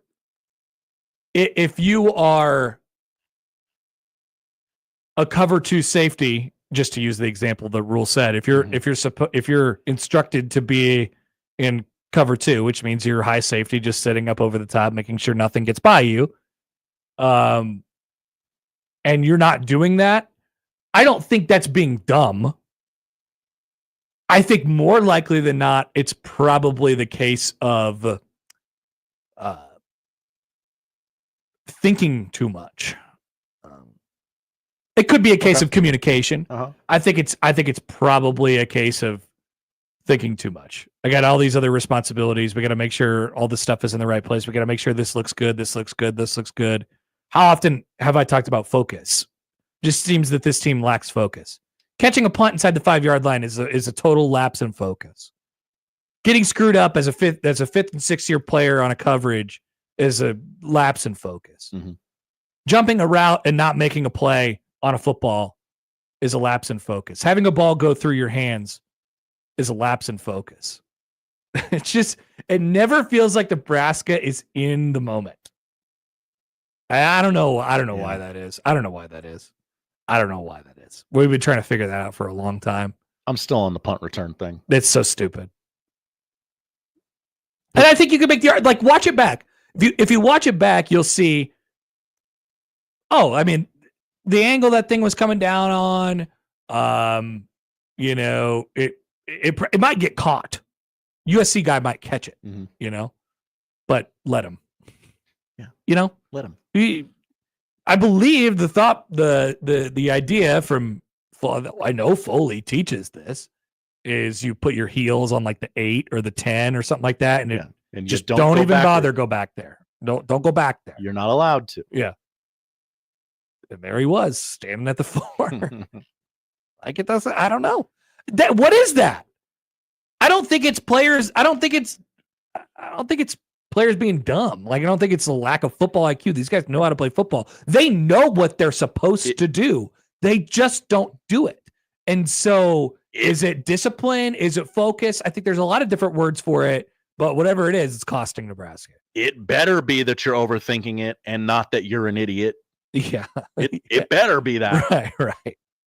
Yeah.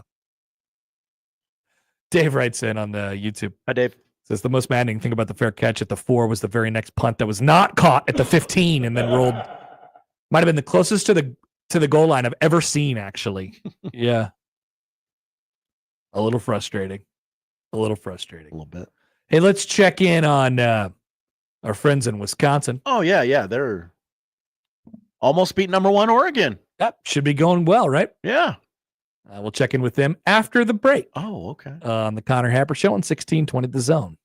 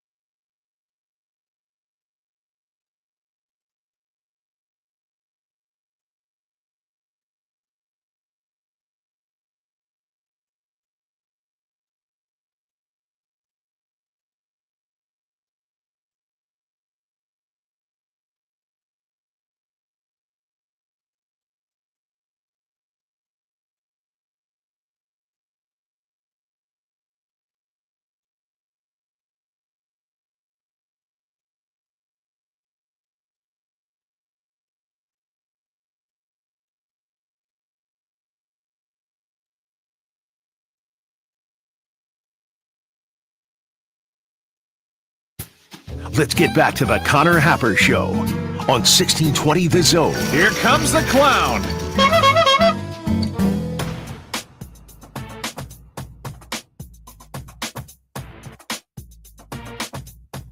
I got a texty text from Pedro. Hi, Pedro. What's up, Pedro? At a Jays game last week. Yeah, you did. He was like, "It's me, Pedro," and I'm like, "I know. We've met before." Yeah. He also asked what kind of cookies we wanted next. I think. I told him I do not have an opinion. I kind of like being surprised. I do too. Whatever the chef's cooking, yeah, we're fine with. If there is, we're also not demanding. No, I would never. No. But we do like free stuff. Did you see my new hat from Topgolf? I did, put it over there. All right, here's Pedro's text anyway. He says, "Hi guys. Coach Rhule is selling us a made-for-TV movie, a Hallmark movie. The seniors that have lost so many games by one score. All the different coaches have tried to get these young men over the goal line and failed. This is Boys in the Boat, Hoosiers, Rudy, all rolled into one. I am buying it. I will not give up on this team. So help me. ... So that's the problem. I think Matt Rhule thinks he's the coach from Friday Night Lights. I think Matt Rhule thinks he's the coach from Friday Night Lights. Yeah. That's a problem for me as a fan of a football team. It just doesn't have to be that hard. Nope. It just doesn't. Nope. But it would be a great story. Maybe. I don't know. What's it going to... Okay, so before we talk about what Saturday is going to be like, let me add this to the equation. Add this quote to the equation and stir the pot a little bit. Mm-hmm. And then we'll see what's in the cauldron. Wisconsin announced yesterday that they were firing their offensive coordinator, Phil Longo, after season almost 2. He was responsible for an air raid offense, right? The dairy raid. I have heard this. R.I.P. Responsible for a lot of successful offenses. North Carolina, Ole Miss in the past. A good offensive mind. Luke Fickell says, we're going in a different direction. So people are wondering, as Wisconsin has 2 games left against Nebraska and Minnesota, who will be calling your plays? What will be happening? Who will be doing this? A perfectly reasonable question when you tell me you're firing your offensive coordinator. If Matt Rhule came out last Monday and said, Satterfield's not calling the plays anymore, the next question would be, who's calling the plays? And then he would have said Dana Holgorsen. But he just said it all in one shot. Because he knew. What the next question was. Yeah. So Luke Fickell was asked the next question. Here's his quote. Why does it matter? I don't think it's really important. I guess it gives you the ability to point the finger at someone. End quote. You can't lose to that, Matt Rhule. You cannot lose to that. So both teams are in hell. Both teams are in absolute hell on Saturday. This is quite possibly, last week it was just mystery. Both teams coming off a bye. There was all these changes. A little bit of a chess game. This is hell. Yeah. Both teams are in absolute hell. We're all having these very convoluted, not football-y discussions about what needs to happen and where these programs have been and where they're going. And both coaches were hired at the exact same time. That's right. I would say that probably both were candidates for both of the jobs. I know for a fact that Luke Fickell was a candidate for this job. Bit of a narrative game. Yeah. Bit of a referendum on the program game. So whoever wins this game, I don't know. So let's do whoever loses this game first is in mega hell. Gigantic hell. Because you're 5-6 going into your biggest rivalry game. Uh-huh. Is Wisconsin at Minnesota or are they at home? It is in Wisconsin. Even more hell for them. At least Nebraska's on the road. That way they have an excuse to lose to Iowa. So you're 5-6. You're going into your biggest rivalry game and you need one more to get bowl eligible. It's the worst possible place to be. I say this from experience. Nebraska's been here many times. Many times. A suspicious amount of times. The winner. What is the winner's reaction to Saturday's game? Well, I've got a hunch that like first to 14 wins this game or first to 17. Sure, I don't care. Like I don't care. No. For the first time ever, I don't care. Win one more point than win the game. Yeah. I don't care what it looks like. I don't care how, but I got a feeling that the winner of this game is going to go, wow, that was ugly, but okay. Okay. Because I actually kind of feel like, I don't know, Rhule has kind of set this up where I don't know what happens in Wisconsin. If they win on Saturday, they probably just like, well, we beat Nebraska. Cool. We beat them for the 40th time in a row. That was fun, so what? I guess we get to go to a bowl game now. That's cool. But if Nebraska wins, they get this Wisconsin monkey off their back. They get this bowl game monkey off their back. The seniors, it's senior day, right? They're all crying, bawling hysterically as they walk up the field, and it's going to be 150 people walking. They hoist like Ty Robinson onto their shoulders, and I don't know. He takes his shirt off. Hell, maybe it snows. I have no idea. Whoa. What does the weather look like for Saturday? Wouldn't that just be poetic if it snowed on Saturday? Can you check this out for me? 47. All right, so probably not in snow territory, sadly. Seems like no chance of precipitation. We're doing a Hallmark movie, right? So why not just go all the way in? I feel like it's a pretty emotional celebration if Nebraska wins the game on Saturday. Okay, yeah, I think you're probably right. Husked 97 writes in on YouTube. Hi, Husked 97. I'm so excited to see what mega hell is like. You might have to experience We'll never know. I'm not going to mega hell. Kenneth writes in, Josh grunts the winner's reaction. There was spoiler alert. There was a Matt Rhule grunt reaction in there that I've made a note to clip. He does a lot of does a lot of deep sighing these days. He really does. I noticed that. It's like, I don't know. My guy's wearing it right now. If only you could make it easier on yourself somehow. We should clip all the Rhule grunts from today. Matt Rhule grunts the questions. Just do a super cut. Yeah. Tomorrow. We got a lot of them. Every Tuesday.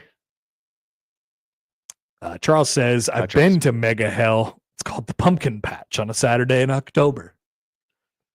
Well played. Any pumpkin patch, of course. All right, phone call here from Caleb on the 42 Degrees of Source hotline. Hi, Caleb. Good afternoon. Hey, Connor. What's going on, man? Just wanted to call in about really Nebraska from a scheme perspective. I think one of the things that has been very enlightening the last, 4 to 5 weeks, it seems like teams know our weakness really well, and they come up with a game plan to exploit kind of those weaknesses, like wide receivers, jamming them, doing the man because Dylan can't throw against the man at the current state. So I'd really like to see us, scheme something up against Wisconsin. If they're really poor on the back end, or if they're poor on, their run game or whatever it is, or hey, they've got a second string quarterback, let's take advantage of that. Very rarely have I seen that. So just want to know your thoughts on that, or I'm seeing things wrong, but I just feel like they know how to exploit us, but I've not seen a game where I'm like, gosh, we know exactly where to go because this is where that team is weak. So thanks so much, guys. I'm excited. I'm just got done watching. I'm 34 years old and just got done watching my 4 kiddos and hoping to make it down Saturday for the game. So thanks so much and appreciate it. Awesome, Caleb. Appreciate the call. I don't think it's we're just going to gloss over 4 kids.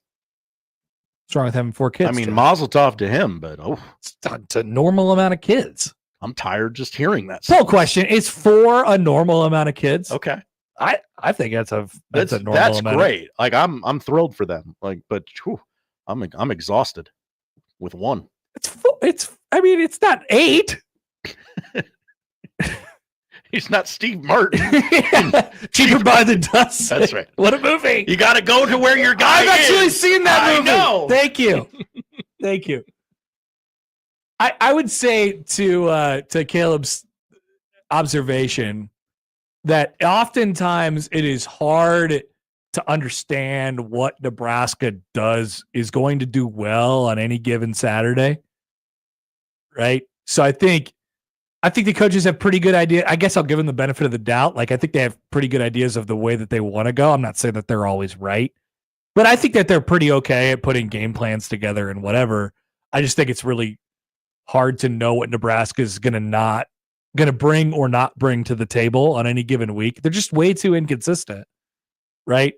So I think they have an idea of what they're going to do and how they have an idea of how they're going to attack, but you do have to execute that. You ultimately have to execute that at the end of the day. I guess it would be harder to game plan something if you don't know what you do well or right. Yeah. It almost feels as if Nebraska is a better off in a scenario where the team is like 100 times better than they are. And they know, because okay, we really got to focus. We really got to give it everything we got. Because then your game plan is clear. Like, everyone knew what they were going to do against Ohio State. They're going to just squat on that sucker and try and play as much defense as you can. And if they hit a 60-yard bomb, they hit a 60-yard bomb, and they did, right? But we need to make a couple plays. We're going to sit on the ball. We're going to probably get 4 yards at a time. And, like, that is simple. So that is easy. And there's a mentality thing that's buried in there too. I've been tooling around with this idea the last few weeks that I bet that coaching staff can get an extra amount of juice for the Iowa game, a la Colorado, a la Ohio State. Just because, hey, your back's against the wall. It's your last chance. This is a blood rival. You got to go out there. I don't know. I kind of think this is the one. Or do you think they? I think this go is into the the Iowa game that just dead. Just we're exhausted. I can't do this anymore. I kind of think this is the one. Okay. Oh well, obviously one of the two. This would be the one that has a better shot of winning. I'm not saying that. I'm saying like this is the one you get up for. Okay. Because it's a home game. And the whole thing about the seniors and the whatever, and I don't know. It lends itself very well to a Matt Rhule speech. If you're gonna have an emotional edge in one or the other, I think you're more likely to have it in this one than the next one. And especially considering if you lose this one, you're coming off of a loss going into the next one. I don't know. That's just my gut feel on the whole thing. One text from Happer's meme guy. Hi, Happer's meme guy. Matt Rhule size the slate. Would be a great bowl game. Nobody cares about bit. Quick preview for Grunt the Slate this week. Tony Romo and Jim Nance are working 2 games next week. So the slate is so bad this week that CBS told those two, you can have Sunday off. How much take a week off? You can have Sunday off. All right. So we're going to see a lot of sad grunts. All right, we're back with the Pulse. We'll tell you what to watch next on 1620 The Zone.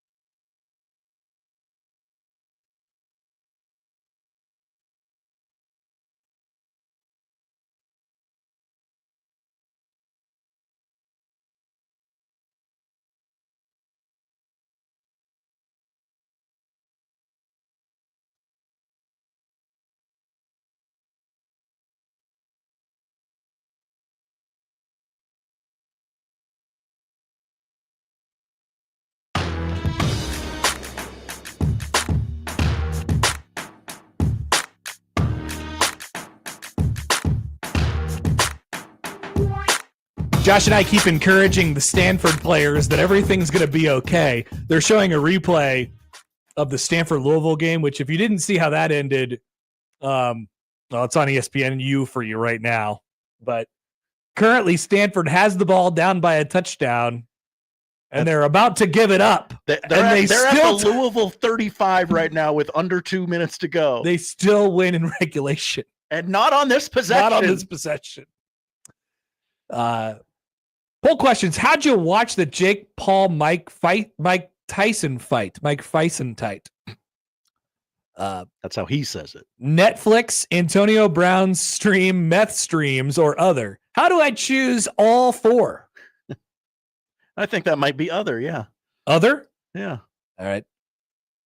52% say Netflix. That's not as high as you want it to be if you're Netflix. 23% say other.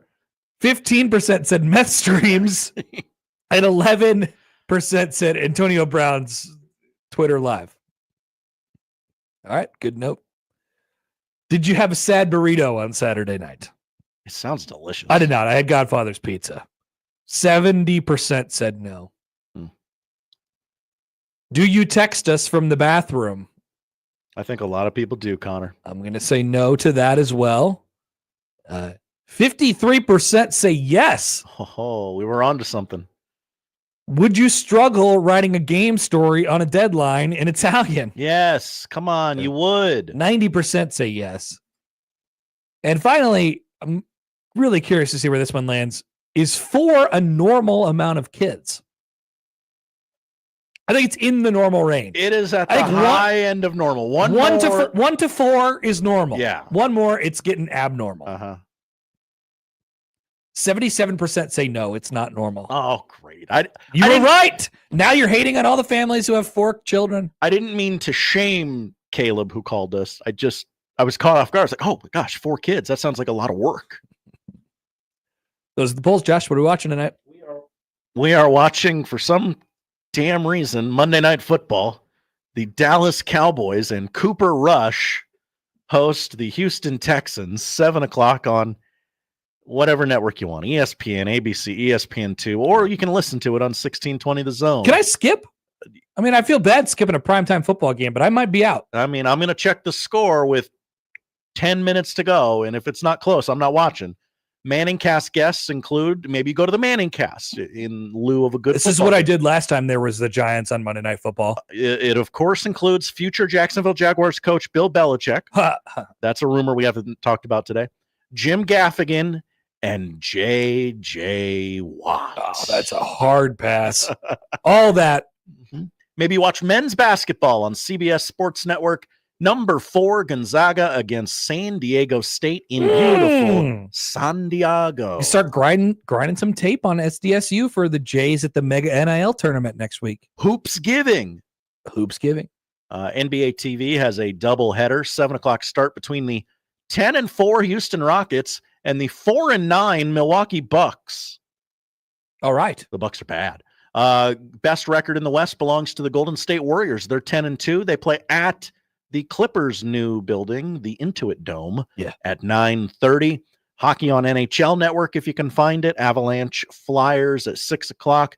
Connor, there's a new Ken Burns documentary on PBS tonight, 7 o'clock. Is it baseball? No, it is Leonardo da Vinci.